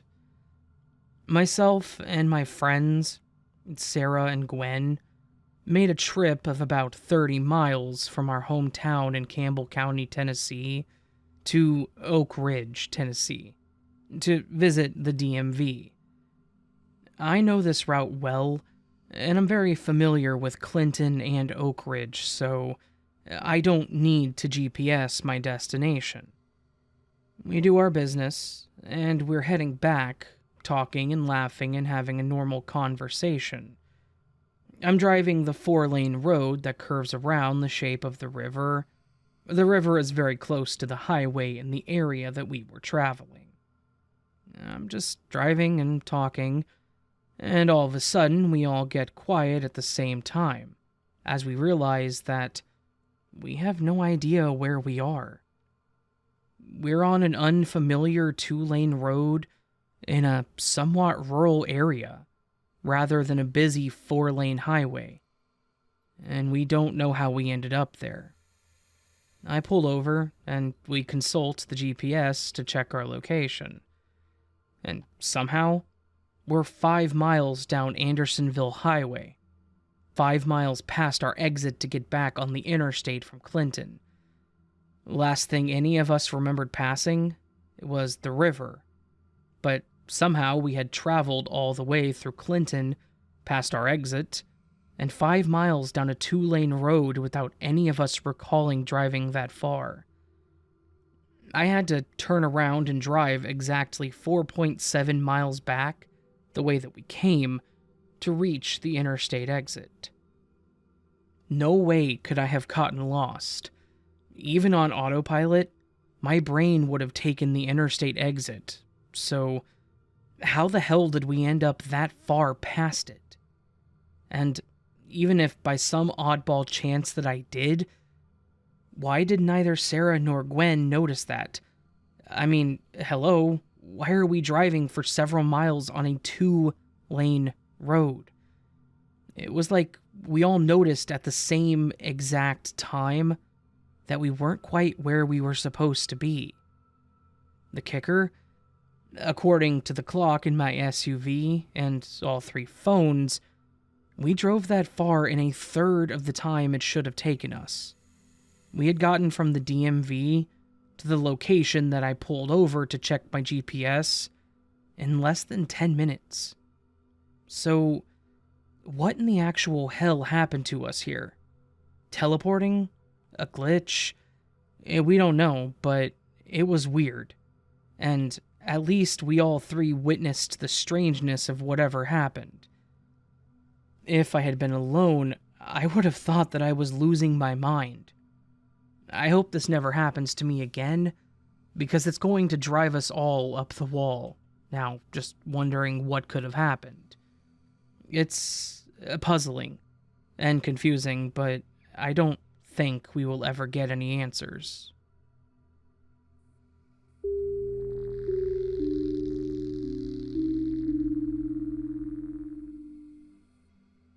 I came across this sub recently, and I think this fits here. So, I'm going to this club where I play tennis. When you go in, you receive a ticket from the machine.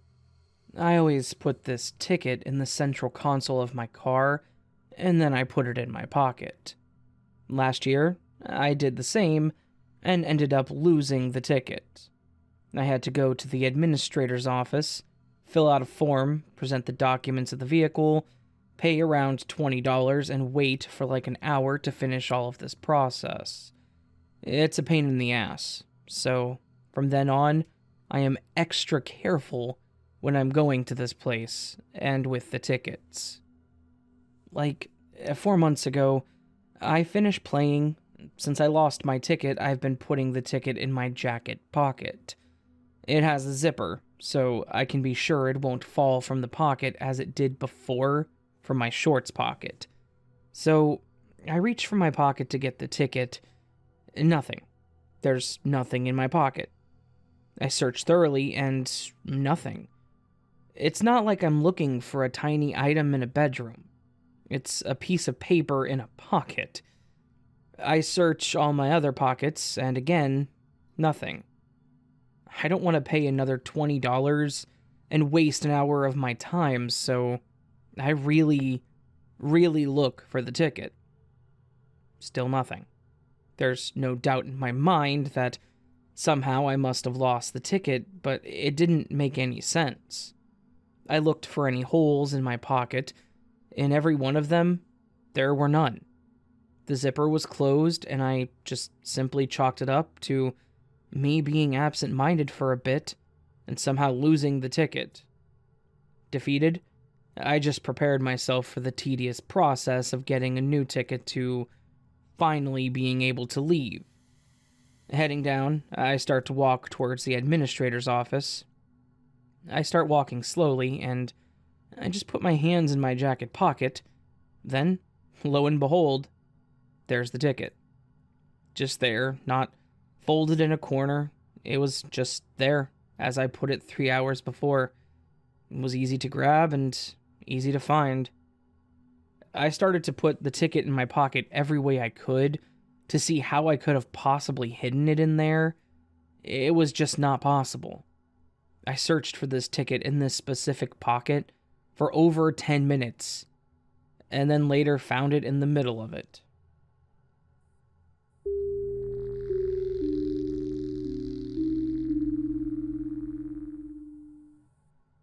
I'm 29 female, my fiance's 29 male to start. Yesterday, my fiance and I went to a lake about 20 minutes from our house.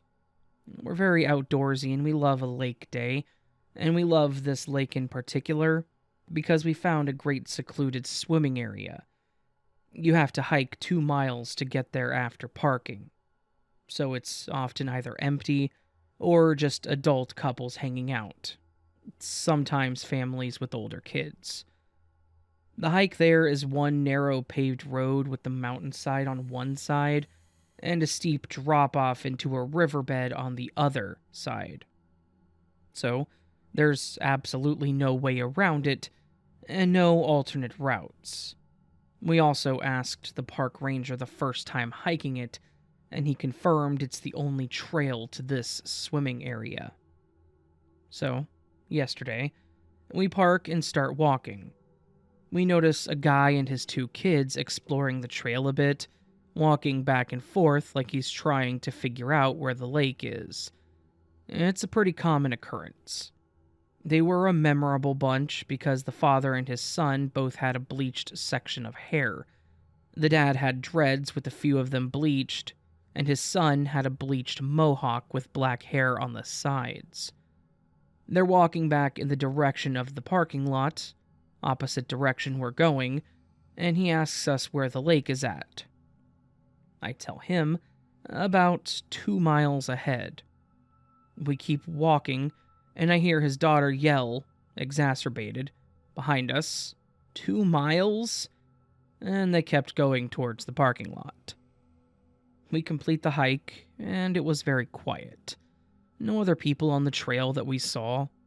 It would have been pretty difficult to miss others since it's such a secluded area, and if someone wanted to pass us, we would have had to stop to let them pass, since the trail's pretty narrow, and we had our dog with us.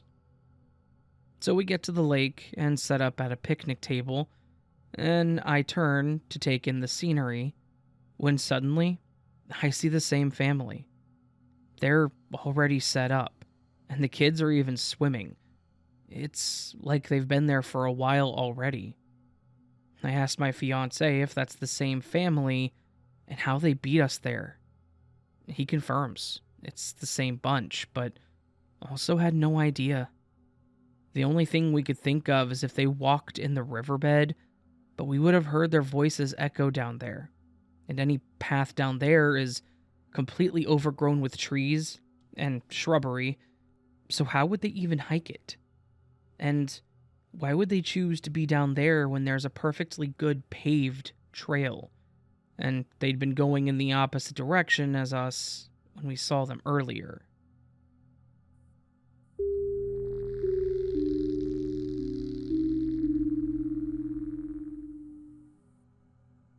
On the 24th of May, around 11 a.m., I was watching a stream on my phone while working, when the stream suddenly stops, and my phone stops charging. I asked my mom if the power went out, and she confirms. I got upset, so did my mom because she wanted to watch the news. My father leaves our house to go to work at noon, so at 11 a.m. he's usually watching TV. My mom was feeling bad for him because he couldn't watch TV, and she said something about it, so I made a joke since I was the one that had issues with it. I couldn't do my work. My sister laughed. My mom was still mad because she couldn't watch TV and there was no power to watch the news, and she looks at my upset expression and says, "You can't do your things." Then, the power's back on, and there was still no internet for a few minutes. Once it's back, I sent my friend a message asking what I missed from the stream. The next day, again, at 11 a.m., the power went out. I got mad because I couldn't work, so I went back to sleep. I kept waking up from time to time, and there was still no power, but I only woke up for real when the power was back, around 3 p.m. this time. My mom mentioned that our neighbor was told that on that day, they would cut out the energy from the entire neighborhood until noon. It was back around that time for a few houses, but for others like mine, it wasn't. But that's where things started to get bizarre. I decided to comment, "Damn, the power went out yesterday, then today. I wonder if it's gonna happen tomorrow as well." Both of my sister and mom stared at me, confused. The power didn't go out the day before, they said. I said it did, around the same time, except that it was back before noon. We kept on arguing if it did or not. My mom said she didn't say any of the things I remember her saying, that she actually watched the news. My sister said there was no joke about my father wanting to watch TV. She said at that time, she was just back home after going to a job interview. But that's something I don't remember. I was awake around 8 a.m. For me, she was home the whole time. She was having breakfast, not coming back from an interview. I immediately remembered the message I sent to my friend, and it was still there. Me saying the power went out and asking them what I missed. After the hour, the power went out again, and when it was back, the whole region where I lived was lacking connection for TV, phone, and internet for the rest of the day. It was quite a weird day. So they don't believe me. For them, it only happened on that one day. Despite that, the description they gave me for that day was different from mine.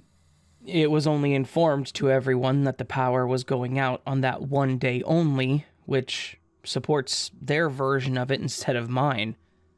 We waited for my father to get back from work, and just like them, for him, the power didn't go out the day before. They don't believe me, yet they can't explain the message that I sent to my friend. So, any opinions on what could have happened here?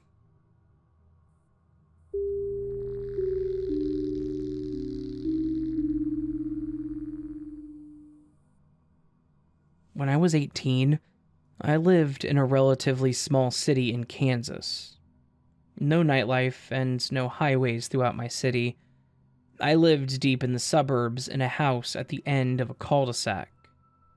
My house was at the very end. There are a lot of twisty turns in a neighborhood to get to my house, and it is unlikely that someone would randomly get there unless they were told how to get there. I always struggled with insomnia, and would stay up late reading or watching anime, and often I would jump out the window and chill outside for a bit of fresh air. I did this all throughout my teens, but around 18, I got a bit confused because I started to notice something that made no sense. I couldn't seem to just chill in my front yard because of the constant traffic in the street. And I didn't want people calling the cops on me for being in my front yard. Constant traffic that was about a car every 10 to 15 minutes, all night long. None of the cars ever slowed down or swerved or stopped at any houses. They simply drove down the road at a normal speed, went around the circle gently, and then left. Now, I was no crazy person. I'd seen The Truman Show and The Matrix and thought immediately of this at the time, but I tried to prove myself wrong. I hid out in the bushes near my street to see if it was the police car driving by or maybe the same car or groups of cars, but what I found was that it was never a police car, never a girl, never multiple people, never someone that looked drunk, never someone crazy looking or like they were looking for something. Just some different guy in a different car every time. Usually the state that I live in as their license plate, but other times it would be states all the way across America. Keep in mind, there were no highways nearby. Other things that I realize now that I didn't think about then is that it is also an older neighborhood with no parties or even people that would go out to parties throughout most of the neighborhood. The closest bar would be about 10 miles away, and there would be no reason to go anywhere near my city unless you specifically lived there. Now, I'm open to suggestions as to what was happening, since all mine seemed to be proven wrong when I looked into it more. I'm glad to have found this subreddit, as I've had a few things happen to me, and I am very excited to share and read other stories.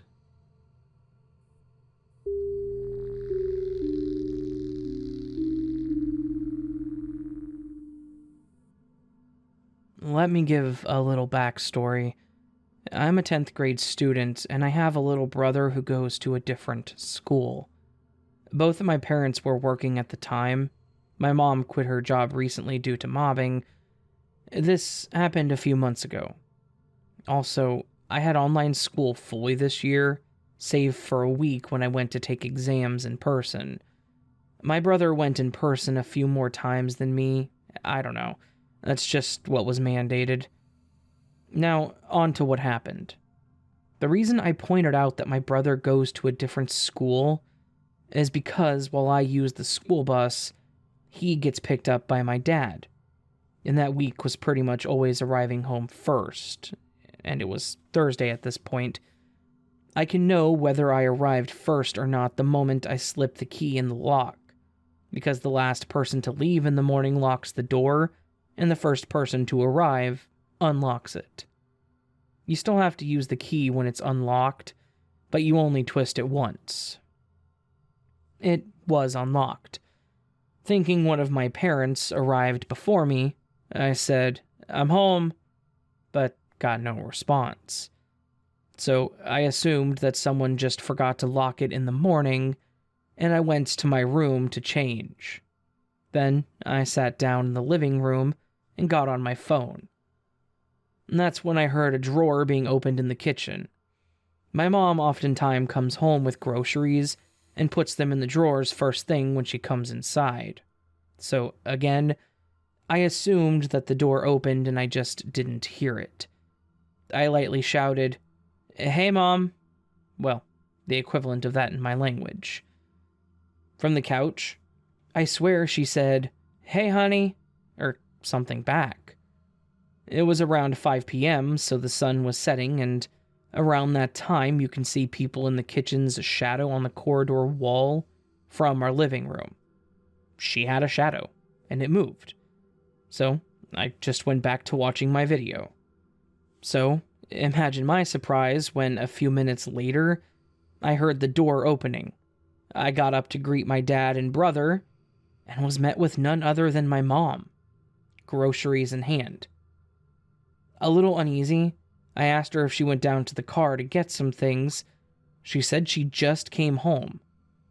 I asked her again more directly, and I told her that I just greeted her a few minutes ago. She just laughed at me, and I think she thought I was joking or something, trying to scare her. It's kind of been on my mind ever since. Now, one possible explanation is that I was stressed from the exams, but they really weren't that hard, and though I studied a lot, I felt pretty good the whole day. So in the end, I'm very puzzled.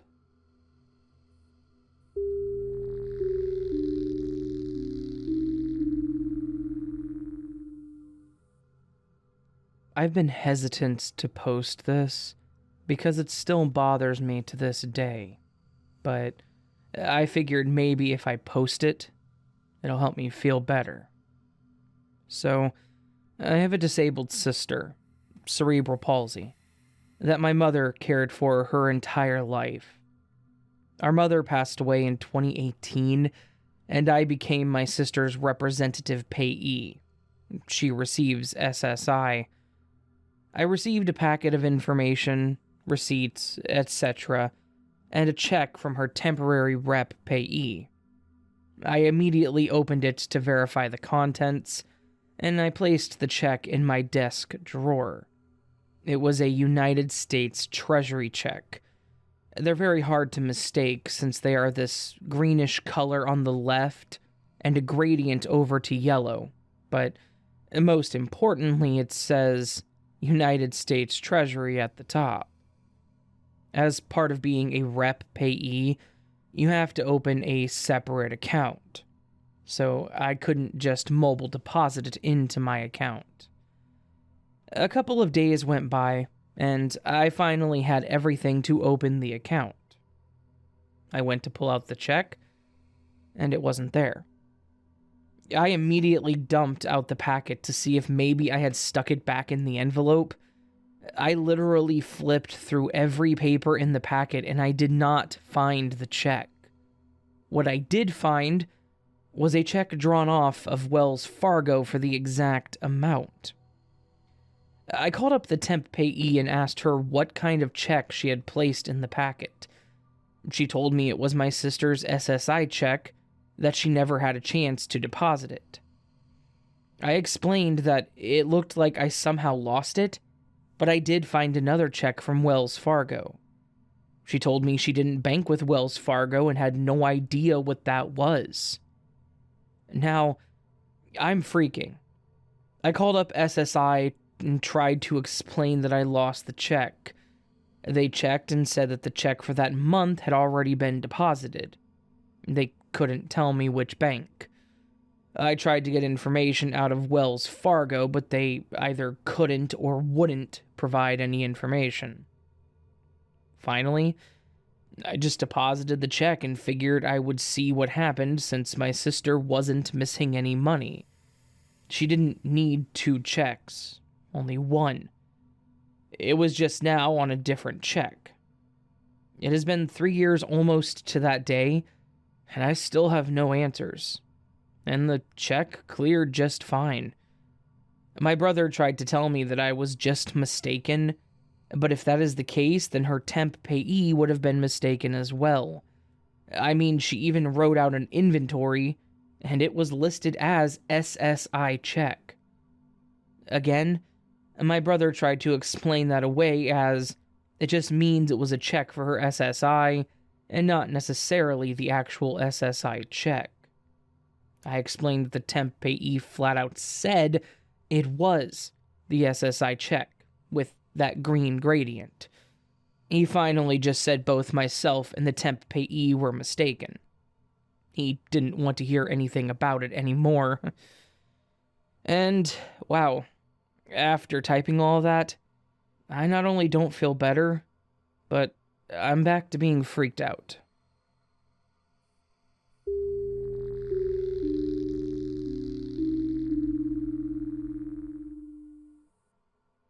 My mom was at her mother's, and a voice message came through the home phone. The message started out with a little background noise and some laughter, and then someone on the other side spoke in another language. At first, this sounded like a scam or nothing too concerning, but when my mom heard it, she assumed it was me pranking my grandmother. To give some context as to why I would be the presumed culprit, the day before she went, I spoke gibberish to my dog to see what he did. I kept it up the whole morning, so my mom heard enough of it to know what it sounded like. To give some insight of what it sounded like and types of syllables that it had, it was a mesh of Hindi and Spanish. So, they shrugged it off and went about their day. Then, when my mom came home, she asked if I left my grandma a message, to which I denied, and then asked her why, which she then explained to me. I was skeptical at first, especially since I was thinking it was just a prank call or a foreign scam. However, she kept pressing me since I'm known to keep a joke going until I feel it served its life. But I kept denying it, deciding to call my grandma and hearing the message myself. I called her, and the first thing she said was that she was caught off guard by my prank. Still denying the allegation, I decided to ask if she had kept the voicemail. So, she played it, and I was shocked. To give some insight, I have a very distinct southern accent, and I know what I sound like over the phone. When I heard my voice speaking an unknown language over the phone, it spooked me out a little. Not because it sounded like me, per se. There's always a possibility that there are other people who have a southern accent like mine and speak another language. It's a big world. The part that took me aback was that the language being spoken sounded identical to the one I was speaking to my dog. That mixture of Hindi and Spanish. Except, this sounded like a much more fluent version of what I spoke. After it ended, I had to deny it a couple more times until they believed me. And since it came through her home phone, there was no caller ID to be found. Now, I just wonder what it could be, especially since the language sounded like mine, and the voice likewise.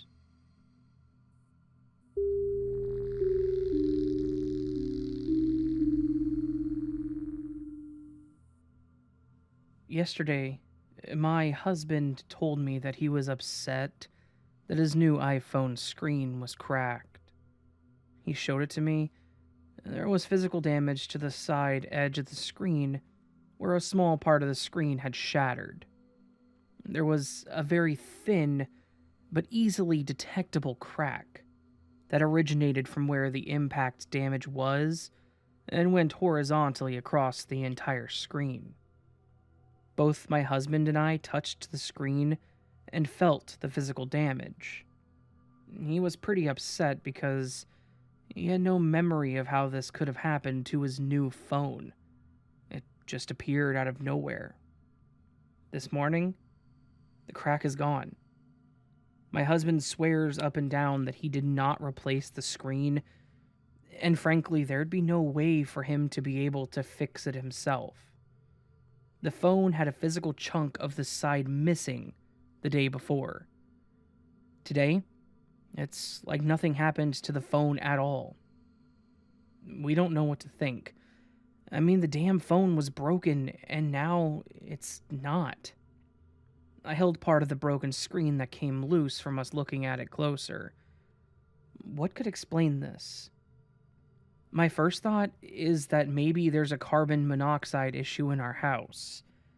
I've read about people who think their house is haunted, but the issue is really that they're being poisoned at home. However, we live on an island, and our doors and windows are open night and day. It would be difficult for our house to build up enough carbon monoxide to poison us. We do have a propane gas stove, but, as I said, every window in our house is open year-round. This is really bothering both of us. We keep trying to come up with explanations, but none of them make sense. The explanations require us both to deny our experiences yesterday. I don't know what to think. I just want to add that my husband's brother passed in a really tragic work accident a few weeks ago. My husband has a handyman business, and he's known as the guy that can fix anything. When my husband couldn't figure something out, he would call his big brother. His brother could really fix anything. My husband shared with me that when his phone broke, he thought to himself that I wish it hadn't happened. When he woke up, he got his wish and his phone was totally fine. He got upset and told me that if he had known he could ask for a miracle, he would have asked for his brother back. So I said maybe we can treat this inexplicable happening as a sign from his brother. We have no other explanation, and if giving it some unprovable meaning makes us feel better and more connected to our loved ones, then why not do it? And he agreed.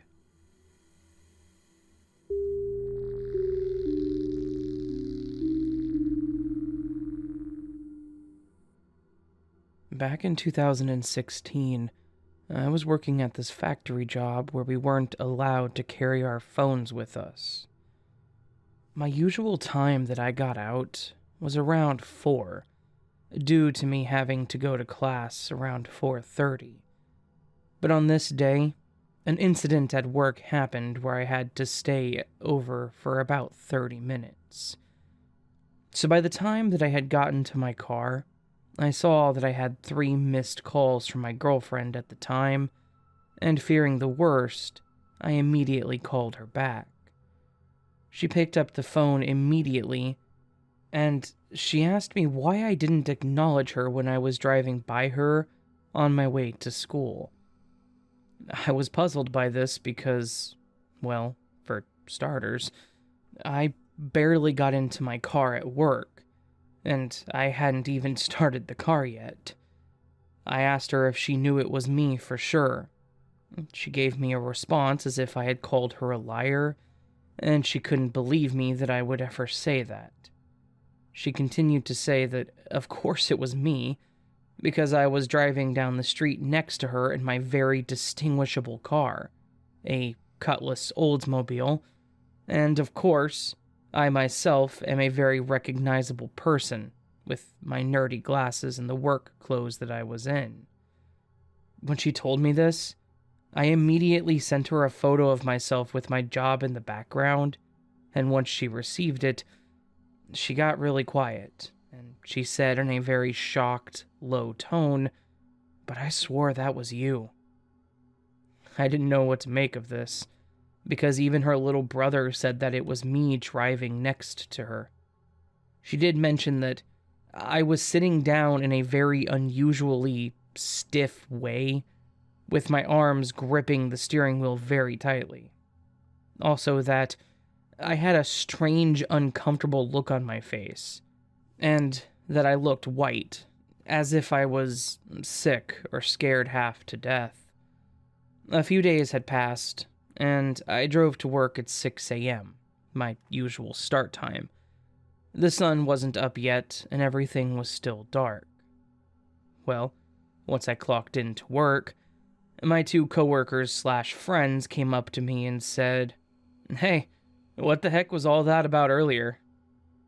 I didn't know what was going on, and I asked them what they meant.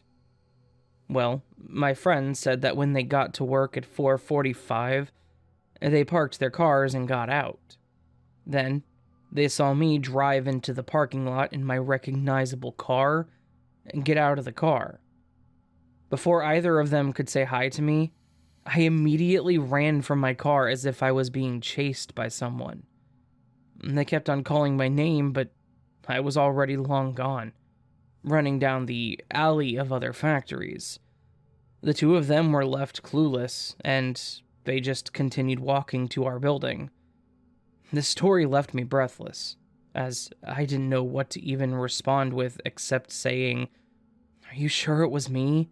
Because I barely left my house about 20 minutes ago, and I just got here to work right now." They both swore it was me, and said it in a very truthful tone. Is this the case of a doppelganger that I have? A glitch in the Matrix? A clone? Me having cases of lost time, or just me going crazy? Who knows?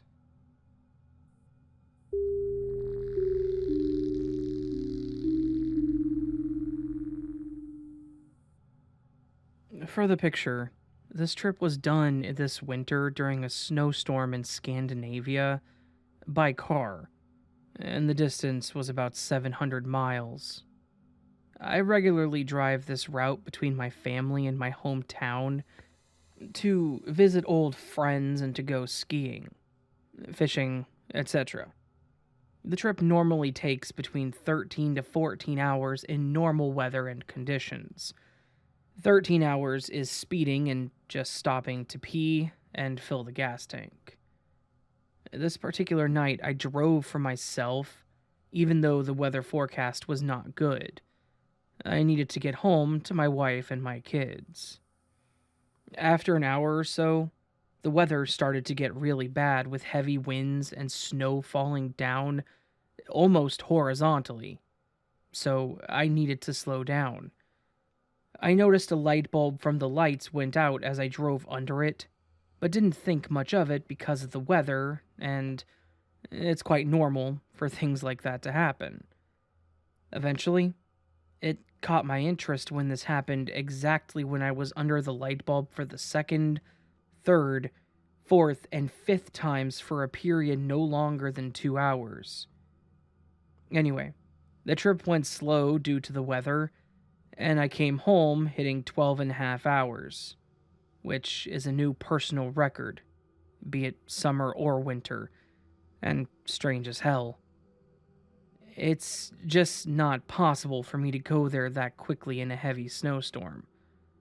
I thought I would share the story with you all since something was just not right that night, and maybe you might have some theories about it. Thanks.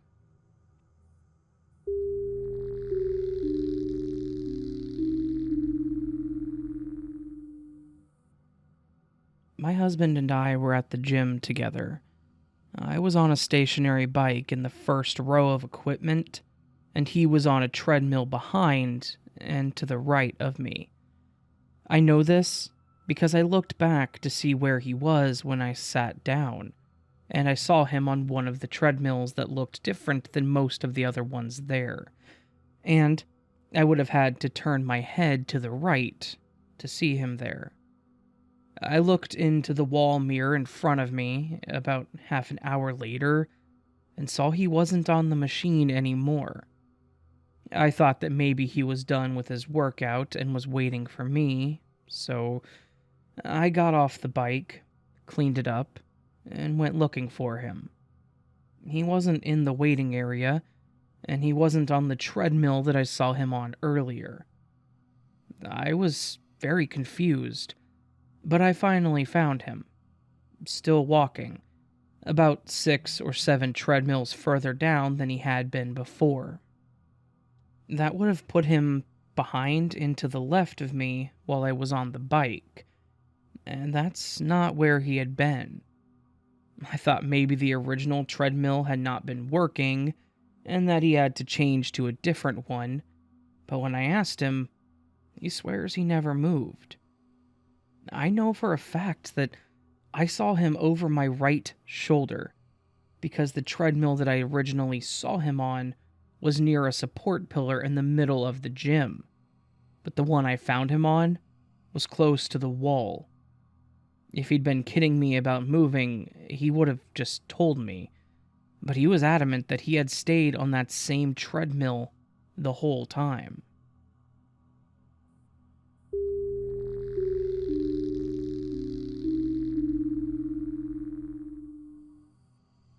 This happened a few hours ago, while my wife was getting ready for bed. A little preface explaining why this knife was where it was.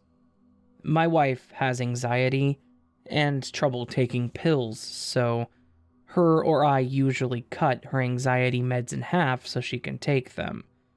A couple of nights ago, I cut it up on the nightstand and stuck it, with a sheath, in the top drawer. This is an approximately 8-inch chef's knife, sitting in a drawer that's maybe 2 inches longer than that. Tonight, I went to do the same thing. I opened the drawer and it wasn't there. I moved some of the random things in it around, but could not find it. I figured I was misremembering where I put it, so I checked the bottom drawer. Not there either. I opened the top drawer once again, and it was sitting right in the middle on top of everything. This kind of freaked me out and gave me full-body chills. There's no way that I just would not have seen it sitting right there. My wife was watching as I looked through initially, and was equally as spooked when it just popped up. We tried to figure out a way that I could have missed it, and the only thing we could come up with that makes even a little bit of sense was that it got caught on the top lip of the stand. However, if that were the case, it would have either stopped the drawer from opening or fallen into the bottom drawer. Even if there was some wild way that it got stuck up there, there's a tin that it would have fallen on that we definitely would have heard. And that's it. Neither of us have ever experienced any glitches or anything unexplainable before this.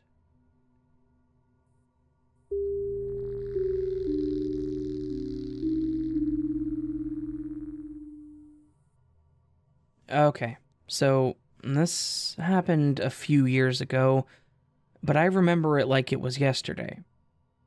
I was in my art class, and we were to discuss the composition of some pictures. The teacher told us that she had printed the photos on pretty expensive photo paper at her own expense, so she asked us not to lose them. Printing new photos for every class would be very expensive.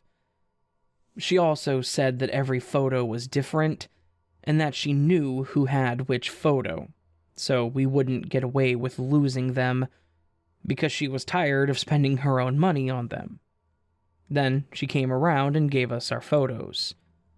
Naturally, I was careful not to lose mine, though when I turned around to look at another student's photo, a breeze blew through the window and I saw my photo fall off my table.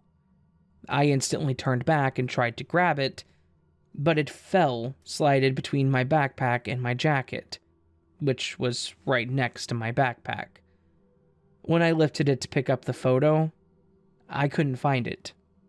So I searched around my backpack and on the floor, but the photo was gone. I thought to myself that I was in trouble now. The teacher didn't like me anyways, and the participation in the art class was a big part of our grade, and mine wasn't the best, so that could be the nail in the coffin. When the teacher came around again, I wanted to tell her that I accidentally lost her photo, but before I could say anything, she handed me the exact same picture that I had lost like 20 seconds prior. To this day, I have no clue what happened. I was obviously not intoxicated, delusional, or anything like that. I do hope you liked my story and are as confused as I am.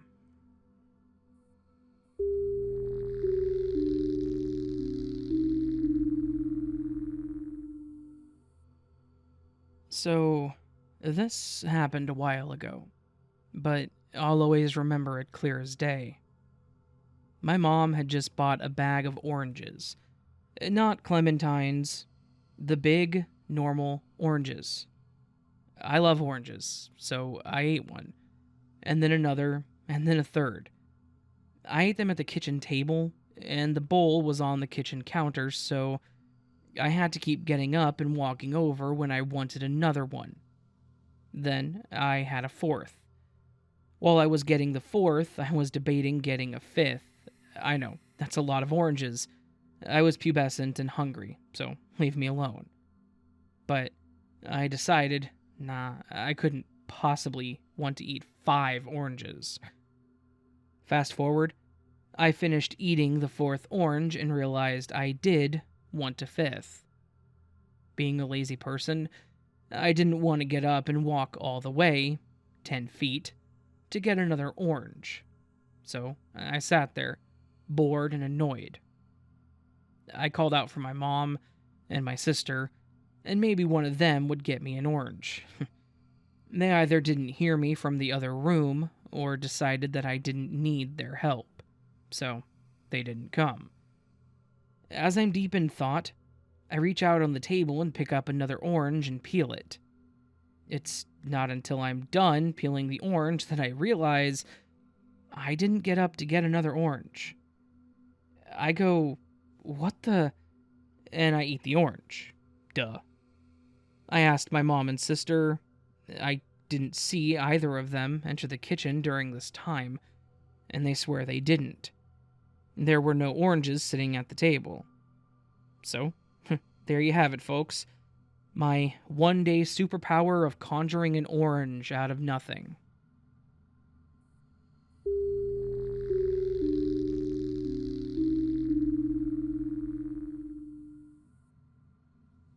This is probably one of the strangest things that has ever happened to me. So, starting about 6 years ago, I always had a song in my head. I like to compose music and sing random tunes when I'm at home.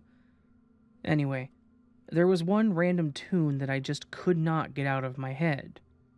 I would sing it on and off at least once a week for at least 2 years.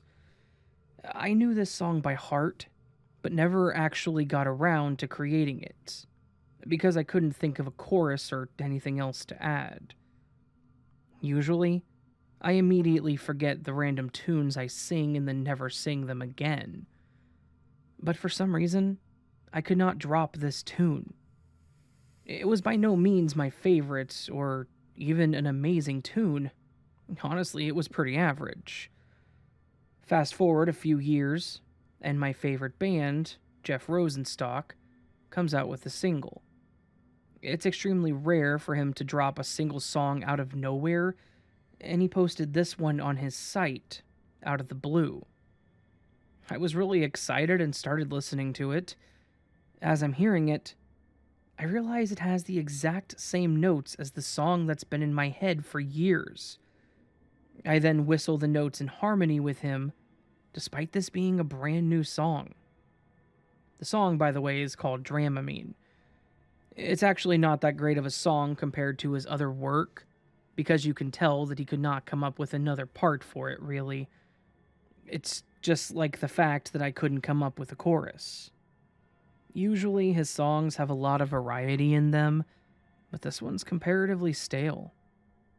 Anyway, I'm posting this, hoping that someone will point out a song that sounds similar, that has existed for a long time, that both Jeff Rosenstock and I got inspiration from.